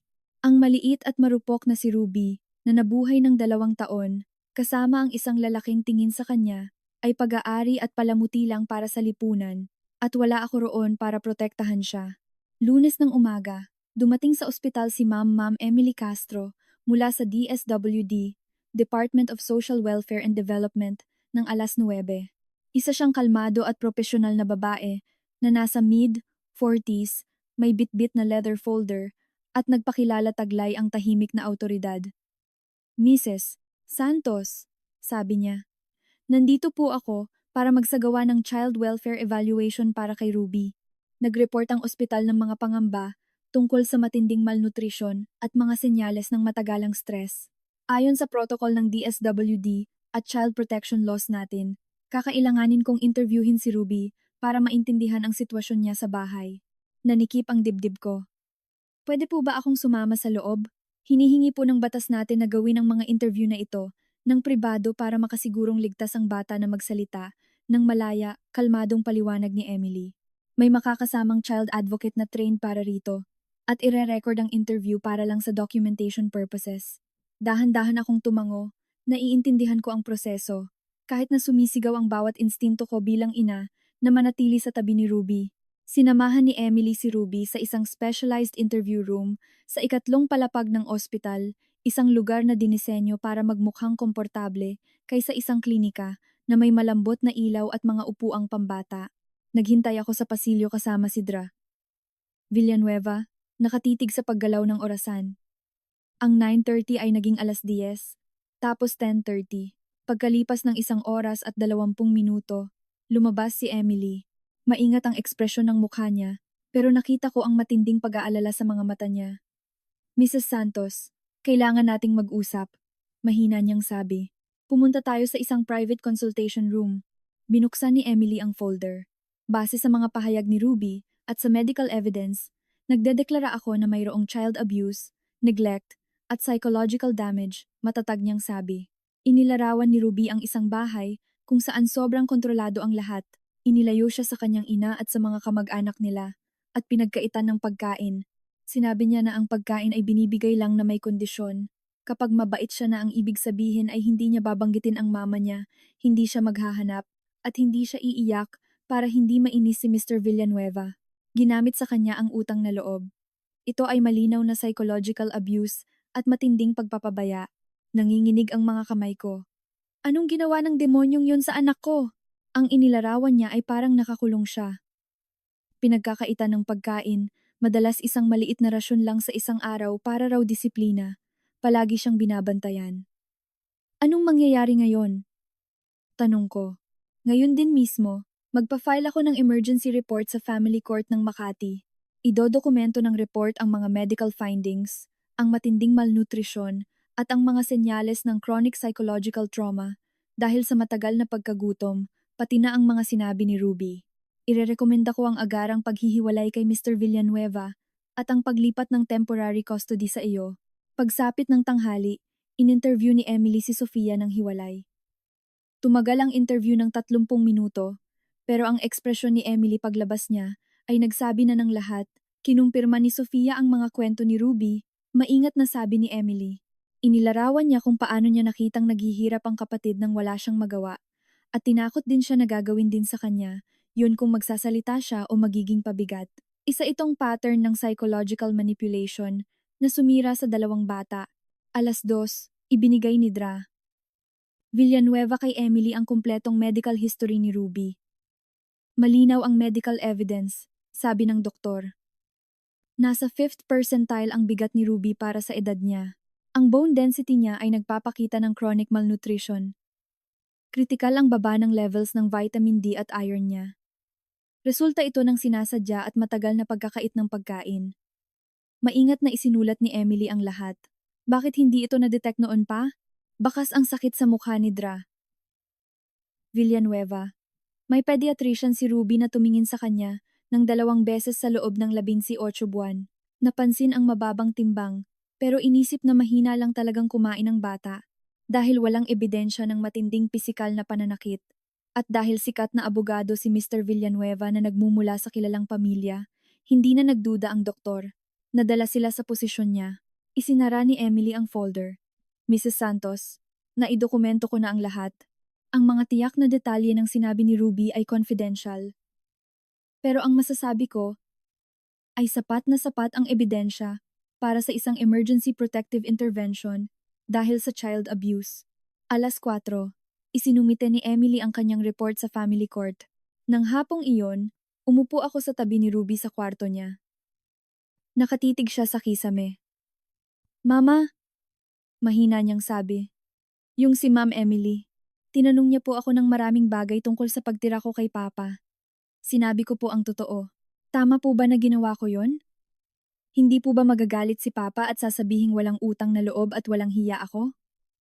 Niyakap ko siya ng mahigpit. Oo anak, palaging tama ang magsabi ng totoo. Napakatapang mo. Natahimik si Ruby sandali. Mama, lagi po akong gutom. Kahit dito sa ospital, kahit kumakain na po ako. Parang nakalimutan na po ng tiyan ko kung paano mabusog. Nadurog ang puso ko. Aayusin natin yan, anak. Pangako ko sa'yo, hinding-hindi ka na ulit magugutom. Kinaumagahan, naglabas si Judge Harold Bautista ng Emergency Protection Order. Ipinagbabawal kay Gabriel Villanueva ang anumang komunikasyon at paglapit kina Ruby at Sofia na may agaran at mabilisang epekto. Inilipat sa akin ang temporary custody habang hinihintay ang buong evidentiary hearing sa loob ng 14 na araw. Tinawagan ako ni Patricia para ibalita ito. Isabel, nasayo na ulit sila. 2:00, formal nang tinanggap ng korte na may sapat na basehan mula sa DSWD report at medical evidence. Napahagulgol ako sa pag-iyak sa pasilyo ng ospital. 6:00 ng gabi ng Martes, inalerto ng security ng ospital si Patricia na namataan si Gabriel sa main lobby at pilit na ina-access ang pediatric floor, nagwawala at nang aabuso ng staff.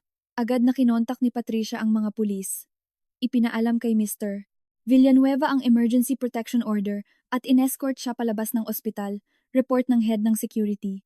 Nagsisigaw pa siya tungkol sa karapatan niya bilang ama at kung gaano niya kami kayang ipasara, pero umalis din nang dumating ang mga pulis para hindi siya makunan ng video at masira ang pangalan niya.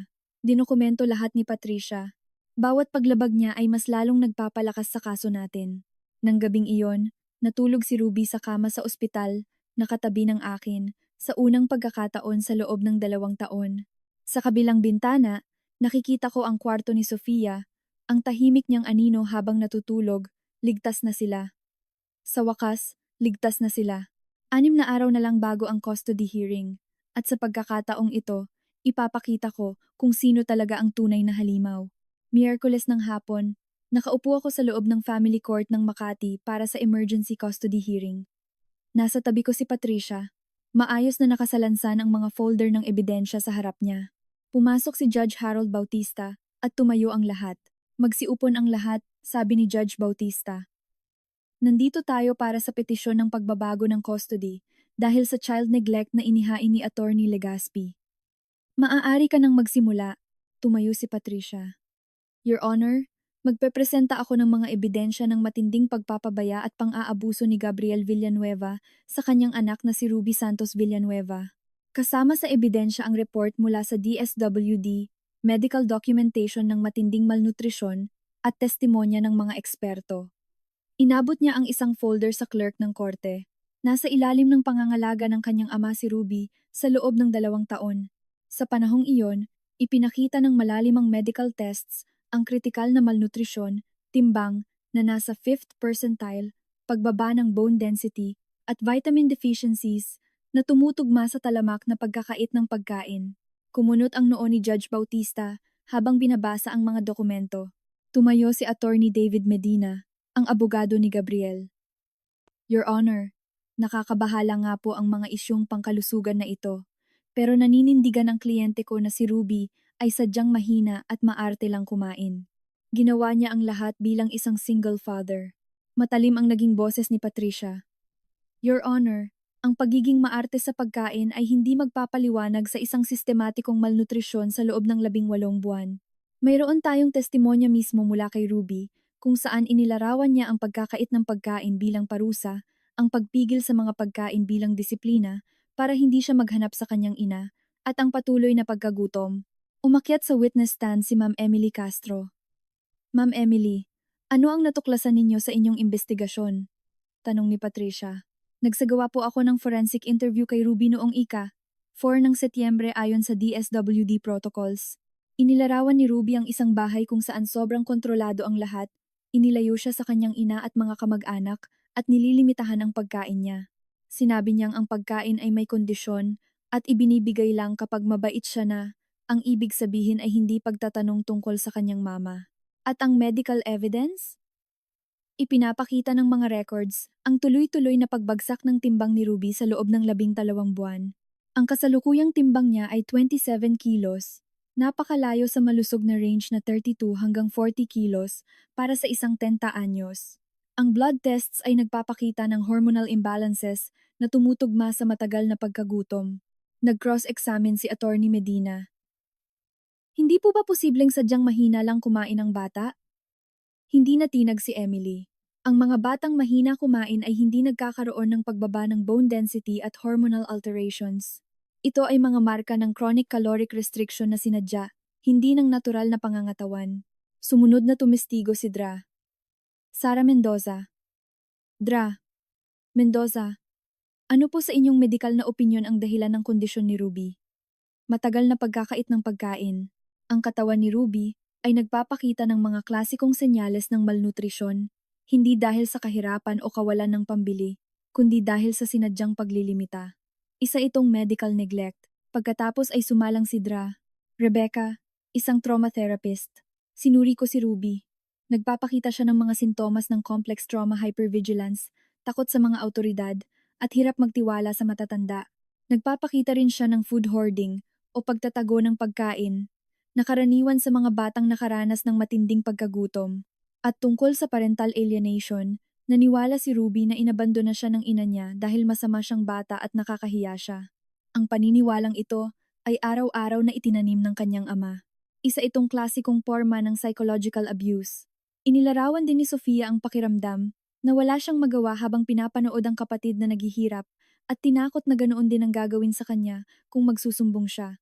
Pagsapit ng tanghali, umakyat sa stand ang private investigator na si Kiko Perez at inilantad sa korte ang financial fraud.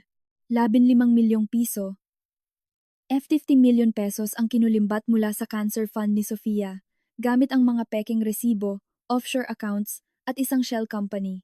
Your Honor, habang ginugutom ni Gabriel Villanueva ang anak niyang si Ruby para sa kanyang pride, ninanakaw naman niya ang perang nakalaan para iligtas ang buhay ng isa pa niyang anak, sabi ni Kiko. Pagkatapos, inilapag ni Patricia ang ebidensya ng reproductive coercion o pamimilit sa pag-aanak. Ipinakita niya ang mga emails, records sa botika, at mga resibo ng mga placebo pills. Tumestigo via video call ang isang pharmacist. Si Mr. Villanueva lang po ang palaging kumukuha ng reseta ng birth control pills ni Mrs. Santos noong Hunyo 2015. Napakabihira po sa 15 taon ko bilang pharmacist na ang asawang lalaki palagi ang kumukuha ng pills. Kadalasan, ang mga pasyenteng babae ang nag-aasikaso nito. Pinalitan ni Gabriel ng peking gamot ang pills ko para mabuntis ako at makulong sa kasal. 2:00 ng hapon, hinarap ni Patricia ang korte. Your Honor, mayroon po tayong video testimonies ng 2 bata na nirecord ayon sa forensic protocols. Dahil sa kasalanan ng kanilang mga pahayag at para protektahan ang mga bata mula sa public chismis at trauma, hinihiling ko na suriin ang ebidensyang ito in chambers sa loob ng kwarto ng judge. Tumango si Judge Bautista. Susuriin ng korte ang mga sealed statements. Magkakaroon ng access ang magkabilang panig sa mga transcripts para sa cross-examination, pero hindi ipapalabas ang video sa open court para protektahan ang privacy ng mga menor de edad. Naghintay ang buong korte sa tahimik na tensyon habang sinusuri ni Judge Bautista ang mga dokumento sa kanyang opisina. Pagkalipas ng 20 minuto, bumalik siya, seryoso ang mukha, nasuri na ng korte ang mga sealed testimony. Nakikita kong kapani-paniwala ang mga pahayag ng mga bata, tumutugma sa medical evidence, at labis na nakakabagabag. Ipagpatuloy niyo, Attorney Legaspi. Hindi ko mapigilan ang mga luha ko. Sa likod ko, narinig ko ang mahinang pag-iyak ng nanay ko. Inalis ni Judge Bautista ang salamin niya at minasahe ang kanyang mga mata. Nang tumingin siya ulit, kalmado pero matatag ang boses niya. Attorney Medina, sapat na ang narinig ko para sa araw na ito. Ipagpapatuloy ang hearing bukas ng 9:09 ng umaga. Nang i-adjourn ang session, tumayo ako, nanginginig ang mga binti. Pinisil ni Patricia ang kamay ko. Nanalo tayo, Isabel. Sa likod ko, lumapit ang mga magulang ko. Namumula ang mga mata ng Daddy Ricardo ko. Isabel, mahina niyang sabi. Nagkamali kami kay Gabriel.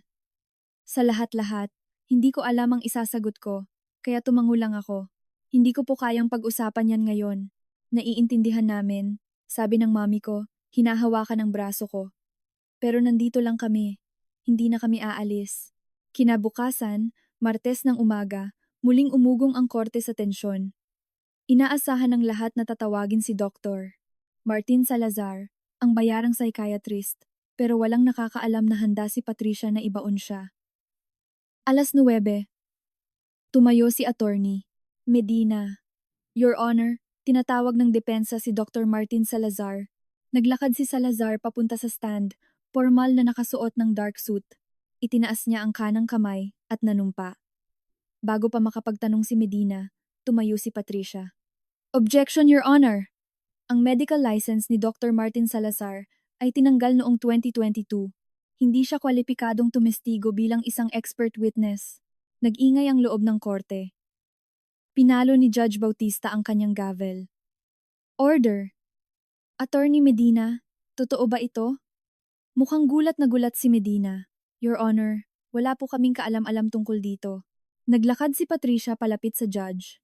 Your Honor, may dokumentasyon ako na nagpapatunay na binawi ang lisensya ni Dr. Salazar noong 2022, isang taon bago niya ginawa ang peking evaluation laban sa kliyente ko.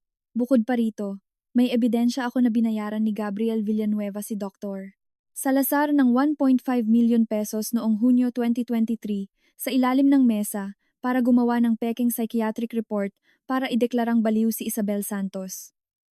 Inabot niya ang folder. Kasama rito ang bank transfer, ang peking report, at ang mga palitan ng emails ni Mr. Villanueva at Dr. Salazar. Dumilim ang mukha ni Judge Bautista habang binabasa ang mga pahina. Tiningnan niya si Salazar. Dr. Salazar, tumanggap ka ba ng bayad mula kay Gabriel Villanueva para gumawa ng peking psychiatric report? Nervyos na gumalaw si Salazar sa upuan. Your Honor. Oo o hindi. Halos hindi marinig ang boses ni Salazar. Opo. Naging kasing lamig ng yelo ang boses ni Judge Bautista. Attorney Medina, ang kliyente mo ay gumawa ng procedural fraud. Hindi tetestigo si Dr. Salazar. Nilapitan ng bailiff si Salazar. Tumayo siya, na nanginginig ang mga kamay, at inescort palabas ng korte ng nakaposas. 11:00, nagpatuloy ang session. Tumayo si Attorney Medina. Villanueva, pumunta sa stand. Lumitaw si Gabriel sa screen ng korte via video call mula sa kulungan ng Makati dahil nakadetain na siya sa mga patong-patong na criminal charges. Mas payat siya kaysa sa natatandaan ko, at ang orange na uniforme ng preso ay malaking kaibahan sa mga mamahaling suit na lagi niyang suot. Nanumpa siya. Nagsimula si Medina. Mr. Villanueva, mahal mo ba ang mga anak mo? Siyempre. Mga anak ko sila. Nakagawa ako ng mga pagkakamali, pero ama nila ako. Maaari mo bang ipaliwanag ang mababang timbang ni Ruby? Laging maarte sa pagkain si Ruby. Sinubukan ko siyang piliting kumain ng mas marami, pero tumatanggi siya. Hindi ko naman siya pwedeng subuan ng sapilitan. Pinabayaan mo ba ang mga anak mo? Hinding-hindi. Binigyan ko sila ng bahay sa BGC, pagkain, edukasyon sa magandang eskwelahan. Ginawa ko ang lahat ng ginagawa ng isang ama para sa reputasyon namin. Umupo si Medina. Tumayo si Patricia para sa cross-examination. Mr. Villanueva, dinala si Ruby sa St. Luke's na may timbang na 27 kilos. 5 kilo ang kulang para sa normal niyang edad. Ang tests ay nagpakita ng severe vitamin D deficiency, mababang iron, at pagkawala ng bone density. Paano mo ipapaliwanag yon? Nag-alangan si Gabriel. Hindi siya kumakain. Sinubukan ko. Anong eksaktong sinubukan mo? Dinala mo ba siya sa pediatric nutritionist? Hindi. Ako. Kumonsulta ako sa pediatrician niya. Akala ko lilipas din, Mr. Villanueva. Unti-unting bumagsak ang timbang ni Ruby sa loob ng 12 buwan. Abogado ka. Matalino kang tao.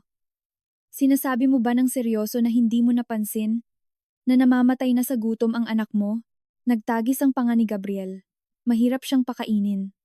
Sinabi ni Ruby sa DSWD na pinagkakaitan mo siya ng pagkain bilang parusa. Totoo yon. Gumamit ako ng nararapat na disiplina. Ang pag-alis ng basic needs ng isang bata ay hindi disiplina, Mr. Villanueva.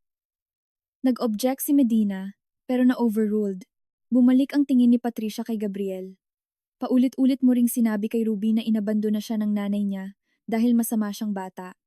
Totoo yon. Pinoprotektahan ko lang siya sa katotohanan. Ang katotohanan na pinalitan mo ng peke ang birth control pills ng asawa mo, na ninakaw mo ang 15 million pesos mula sa cancer fund ng anak mo, namula ang mukha ni Gabriel. Niloko ako ni Isabel. Nagkaanak siya sa ibang lalaki. Wala siyang hiya. Pero anak mo si Ruby. Ang boses ni Patricia ay kasing talim ng asero. Kinumpirma ng DNA. Biological na anak mo si Ruby. Pero ginutom mo siya ng sistematiko. Inilayo sa nanay niya. At sinabihang wala siyang kwenta. Bakit? Namimilipit sa galit ang mukha ni Gabriel. Dahil ginawa akong katawa-tawa ni Isabel. Pinagmukha niya akong tanga sa mga tao. Sinira niya ang pride ko at ang pangalan ng pamilya namin. Ibig sabihin, pinarusahan mo si Ruby dahil sa ginawa ng nanay niya. Tumaas ang boses ni Patricia. Pinarusahan mo ang isang 10 anyos na bata. Ang sarili mong anak, ginutom mo at sinabihang masama siya. Anong klaseng ama ang gagawa nun? Hinihingal si Gabriel, pulang-pula ang mukha. Hindi. Nagnakaw ka ng 15 milyon habang nag-aagaw buhay si Sofia. Saan napunta ang pera? Sa mga medical expenses. Kung ganoon, ipaliwanag mo ito. Itinaas ni Patricia ang isang dokumento. Bank statements na nagpapakitang 5 million pesos ang inilipat sa isang offshore account 3 linggo pagkatapos ma-diagnose si Sofia. Hindi mo inililigtas ang anak mo, ninanakawan mo siya. Hindi nakapagsalita si Gabriel. Sumandal paharap si Patricia. Inilayo mo si Ruby sa nanay niya. Sinabing inabando na siya. Pinagkaitan ng pagkain at dinulutan ng severe malnutrition. Tapos ninakaw mo ang perang pambawas sa sakit ng kapatid niya. At sa kabila ng lahat ng ito, sinasabi mong isa kang mapagmahal na ama? Pero iba ang sinasabi ng ebidensya, tama ba? Ikiniyukom ni Gabriel ang mga kamay niya. Sinira ni Isabel ang pamilyang ito. Hindi ako. Lumingon si Patricia kay Judge Bautista. Your Honor, nagsasalita na po ang ebidensya. Hindi biktima si Gabriel Villanueva. Isa siyang kriminal na inilagay sa panganib ang 2 anak niya dahil sa pride, pang-aabuso, at pagnanakaw. Wala na po akong tanong. Pinatay ang screen ni Gabriel. Maputla ang kanyang mukha. Miyerkules ng umaga, umakyat sa stand ang Daddy Ricardo ko. Kontorto ang mukha niya at nanginginig ang boses. Nagkamali ako kay Gabriel Villanueva. Sabi niya, itinulak ko ang anak ko sa mga kamay ng isang lalaking kayang gutumin ang sarili niyang anak. Sinabihan ko siyang magpakasal dahil sa utang na loob ng pamilya namin sa kanila. Itinaboy ko siya nung gusto niyang makipaghiwalay para iwas chismis. Binaliwala ko ang pag-iyak niya nang subukan niyang bawiin ang mga anak niya. Naniwala ako sa mga kasinungalingan ni Gabriel dahil mas madaling maniwala kaysa aminin na nagkamali ako bilang ama. Basag na ang boses niya. Nakita ko si Ruby sa hospital bed na yon. 20 kilos lang. Bakat ang mga buto sa balat. Takot kumain dahil tinuruan siyang ang pagkain ay premyo na kailangan niyang paghirapan. Ako ang may gawa nun. Kinonsinti ko yon. At habang buhay kong pagbabayaran ito. Pagkatapos ng testimonya niya, nakita ko si Daddy sa pasilyo, mag-isang nakatingin sa labas ng bintana. Nilapitan siya ni Patricia. Inabot niya sa abogada ang isang sobre. Sa loob ay may tseke na nagkakahalaga ng 25 milyon pesos. Para sa medical bills ni Sofia, mahina niyang sabi. At para sa pag-recover ni Ruby nutritionists, therapists, kahit anong kailangan nila, walang kapalit. Siguraduhin niyo lang na makukuha nila ang pinakamagandang alaga. Tumango si Patricia. Gagawin ko po. Tiningnan ako ni Daddy. Lumabas ako sa pasilyo. Nang tawagin niya ang pangalan ko. Huminto ako, pero hindi ako lumingon. Nakita ko ang medical reports ni Ruby. Sabi niya, puno ng emosyon ang boses. Nakita ko kung anong ginawa niya. Ako ang pumili sa lalaking yun. Ako ang pumilit sa'yo. Ako ang nagtakwil sa'yo nung lumaban ka para sa custody dahil takot akong mapahiya tayo sa lipunan. Ako ang may gawa nito. At hinding-hindi ko mapapatawad ang sarili ko. Dahan-dahan akong lumingon. Hindi ko po alam kung mapapatawad ko kayo. Hindi pa sa ngayon. Pero kung gusto niyong maging parte ng buhay ni na Sofia at Ruby, kailangan niyong patunayan yan araw-araw. Hindi sa pera o sa regalo. Tumango si Daddy. Gagawin ko. Pangako. 10:00, nagbigay ng closing argument si Attorney Medina. Sinubukan niyang idahilan ang karapatan ni Gabriel bilang biological father, humihingi ng supervised visits. Pero tumayo si Patricia at winasak ang lahat. Your Honor, ang tungkulin ng korte ay hindi ang gantimpalaan ang biology, kundi ang protektahan ng mga bata. Hindi nakagawa ng pagkakamali si Gabriel Villanueva. Gumawa siya ng mga krimen. Ginutom niya ng sistematiko si Ruby. Ninakaw niya ang pera ni Sofia. Niloko niya ang korte. Ang kaligtasan ng mga bata ang pinakamahalaga. Ang tanging solusyon ay full custody para kay Isabel Santos. Walang kahit anong contact kay Mr. Villanueva hanggang sa mabayaran niya ang mga kasalanan niya. Kinabukasan ng umaga, bumalik ako sa korte para sa huling pagkakataon. Kung ano man ang desisyon ni Judge Bautista ang huhubog sa natitirang bahagi ng aming buhay. Pagkatapos suriin ang lahat, basa ni Judge Bautista mula sa 47, pahinang desisyon niya, ang tungkulin ng korte ay hindi paboran ang biology, kundi protektahan ang mga bata. Si Gabriel Villanueva ay isang panganib sa kanyang mga anak. Inabuso niya sila ng pisikal at psikolohikal. Ibinigay ko ang buong legal at physical custody ni na Sofia at Ruby kay Isabel Santos. Ipinagbabawal kay Gabriel Villanueva ang anumang uri ng kontak sa mga bata hanggang sa makumpleto niya ang matinding rehabilitation programs, ibalik ang 15 milyon at makuha ang mismong consent ng mga bata kapag tumuntong sila sa edad na 14 na. Hindi ko mapigilan ang pag-iyak. Nakahinga na ako ng maluwag. 11:00, nasa criminal court na kami. Si Judge Maria Alvarez ang nagbabasa ng sentensya para sa mga kasong kriminal ni Gabriel. Gabriel Villanueva, sabi ni Judge Alvarez, napatunayan kang guilty sa wire fraud, malversation of funds, money laundering, child abuse, perjury, at obstruction of justice. Ang ebidensya laban sa iyo ay napakatibay. Pinagsamantalahan mo ang isang batang nag-aagaw buhay para sa pansarili mong interes at inabuso mo ang iyong mga anak. Huminto siya. Hahatulan kita ng 18 taon sa Bilibid Prison. Magbabayad ka ng 15 million pesos bilang restitution sa cancer fund ni Sofia at 8 million pesos kay Isabel Santos para sa emotional damage. Lahat ng assets mo ay i-freeze at kukunin para mabayaran ito. Ang lisensya mo bilang abogado ay tuluyan ng binabawi. Hinding-hindi ka na makakapag-practice ng abogasya kailanman. Bumuka ang bibig ni Gabriel. Your Honor, mahal ko ang mga anak ko. Pinutol siya ni Judge Alvarez. Ninakawan mo ang isang batang mamamatay na. Pagmamahal ay hindi ang salitang gagamitin ko. Dalhin na ang akusado. 3:00, bumalik ako sa ospital. Naghihintay sina Ruby at Sofia sa kwarto ni Sofia. Umupo ako sa gilid ng kama at hinawakan ang mga kamay nila. Sabi ng judge, sa akin na kayo habang buhay. Nanlaki ang mga mata ni Ruby. Habang buhay? Mama, hindi na kami makukuha ni Papa. Hindi na kailanman. Ligtas na kayo. Ibinabad ni Ruby ang mukha niya sa balikat ko at umiyak. Hinawakan ni Sofia ang kamay ko. Mama, mahina niyang sabi. At si Julian po. Papa ko pa rin ba siya? Tiningnan ko siya. Si Julian ang biological father mo. Pero ang pagiging ama ay hindi lang sa DNA. Gusto niyang maging parte ng buhay mo. Kung gusto mo rin, ngumiti si Sofia. Pwede po ba siyang sumama sa susunod kong check-up? Tumingin ako sa pinto. Nakatayo doon si Julian. Puno ng luha ang mga mata. Pumasok siya. Isang malaking karangalan, anak. Nang hapong iyon, dumating sina Daddy Ricardo at Mami sa ospital. Lumuhod ang mami ko sa tabi ng kama ni Ruby. Ako si Lola.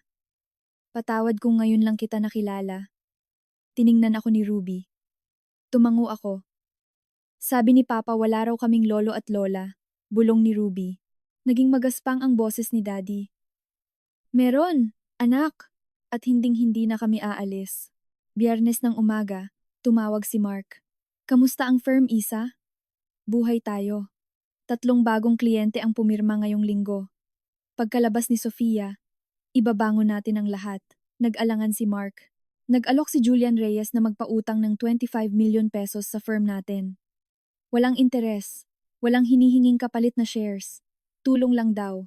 Naisip ko si Sofia na tinatanong kung pwedeng sumama si Julian. Naisip ko si Ruby na sa wakas ay nakangiti na. Tatanggapin natin ang loan. Pag-aayos na ang lahat, isasama natin siya. 4 na buwan pagkatapos ng trial, nakatayo ako sa kwarto ni Sofia sa ospital. Nag-angat ng tingin si Dr. Michael Torres mula sa tablet niya at ngumiti ng maluwag. Sofia, officially in complete remission ka na. Wala na tayong nakikitang cancer cells. Nanlaki ang mga mata ni Sofia. Ibig sabihin po, magaling na ako? Extraordinary ang naging paggaling mo, sagot ng doktor. Ang bone marrow transplant ay naging isang napakalaking tagumpay. Naramdaman ko ang kamay ni Julian na humigpit sa kamay ko habang umiiyak ako. Niyakap ni Ruby si Sofia. Sa sandaling iyon, isa kaming pamilya magulo, komplikado, pero buo. Ang paggaling ni Ruby ay parang isang milagro. Tuwing linggo, ang telehealth sessions niya kasama si Dra. Rebecca ang naging sandalan niya. Dati po, akala ko ayaw sa akin ni Papa kasi masama akong bata, sabi ni Ruby sa isang session. Ngayon alam ko na po na siya ang may mali. Tuwing weekend, bumibiyahe si Julian mula BGC papuntang bahay namin. Dinadala niya ang mga bata sa bookstores, sa zoo, sa parke. Hindi niya kailanman pinilit ang sarili niya na maging tatay kung hindi pa handa ang mga bata. Hindi ko sinusubukang palitan ng kahit sino, sabi niya minsan. Ako lang si Julian, isang taong mahal na mahal kayong dalawa. Magagalit po ba kayo kung minsan tatawagin ko kayong papa? Tanong ni Sofia. Napuno ng luha ang mga mata ni Julian. Kung yan ang gusto mo. Anak, isang malaking karangalan. Natahimik sandali si Ruby. Tingin ko po Tito Julian pa rin ang itatawag ko sa inyo, kung okay lang po. Sobrang okay. Anak, hinakap siya ni Julian. Kung saan ka komportable. 6 na buwan pagkatapos ng loan, naging business partner ko na si Julian, naging Santos Reyes Architecture na kami. Naging bahagi na rin ulit ng buhay namin ang mga magulang ko. Tinuturuan ng mami ko si Ruby na mag-bake ng cookies. Nakikipaglaro si Daddy ng chess kay Sofia. Nagsayang ako ng 10 taon, sabi ni Daddy sa akin isang gabi, umiiyak. Hindi na ako magsasayang ng kahit isang araw pa. Nagpadala si Gabriel ng 10 tauna na sulat mula sa bilibid. Binasa ko ang unang 2, tapos hindi ko na binuksan ang iba. Sinasabi niyang nagte-therapy raw siya, nagsisisi, nagtatanong kung mapapatawad pa ba siya ni Ruby. Kapag 10 na sila na ang magdedesisyon, sabi ko kay Patricia. Nang tanungin ko si Ruby kung ano ang nararamdaman niya sa papa niya, simple lang ang sagot niya. Hindi ko na po siya iniisip, Mama. 1 linggo ng hapon sa buwan ng Marso, nagkita-kita kami sa likod bahay para sa isang barbecue. Nandun lahat si Julian, mga magulang ko, si Mark, ang kapatid kong si Lara. Nag-alok ang kaibigan ni Lara na kuhaan kami ng family picture. Lahat dikit-dikit, para maganda. Sigaw niya. Pumwesto ako sa gitna, nakaakbay sa 2 bata. Si Julian ay nasa likod ni Sofia, nakahawak sa balikat nito. Bumulong si Ruby sa taing ako. Mama, ganito po pala ang itsura ng isang masayang pamilya. Hinalikan ko ang ulo niya. Ganito ang itsura ng pamilya natin. Habang kumikislap ang kamera, Naisip ko kung paano ko muntik nang mawala ang lahat 2 taon na ang nakararaan. Kinuha ni Gabriel ang marami sa akin ang tiwala ko, ang oras ko, halos pati buhay ng anak ko, pero hindi niya makukuha ito. Dahil ang pagiging magulang ay hindi tungkol sa DNA o sa mga genetic tests. Tungkol ito sa pagiging nariyan kapag kailangan ka ng anak mo, sa pagprotekta sa kanila kahit ano pang mangyari. Si Julian ang ama ni Sofia dahil nag-donate siya ng bone marrow at nanatili. Ako ang ina ni Ruby dahil ipinaglaban ko siya kahit hindi kami magkadugo ayon kay Gabriel. Si Gabriel ay naging wala dahil mas pinili niya ang kalupitan, ang pride at ang chismis kaysa sa pagmamahal. Ito ang pamilya ko magulo, komplikado, maganda, at totoo. Hindi ko ito ipagpapalit sa kahit ano sa mundo. Sa pag-alala ko sa lahat ng pinagdaanan ko, naiintindihan ko na ang pagtatraidor ng mga taong pinakamahal mo ang pinakamasakit sa lahat. Ipinagkanulo ni Gabriel hindi lang ako bilang asawa, kundi pati ang mga anak namin. Ginamit niya ang inosensya nila para sa kanyang baluktot na paghihiganti. Huwag mong tularan ang naging pagkakamali ko noon. Huwag mong balewalain ang mga red flags. Huwag mong isakripisyo ang boses mo para lang mapanatili ang isang pekeng kapayapaan at iwasan ang chismis. Huwag mong hayaan ang sinuman asawa, magulang, o kaibigan na kumbinsihin kang ang tunay na pagmamahal ay nangangailangan ng pagtitiis sa pang-aabuso dahil lang sa utang na loob. Masyado akong matagal na nanahimik at ang mga anak ko ang nagbayad ng presyo. Ang natutunan ko, ang kadugo ay hindi garantiya ng katapatan at ang DNA ay hindi nagdedepina ng pagmamahal. Pinatunayan iyan ni Julian sa gawa, hindi sa genetics.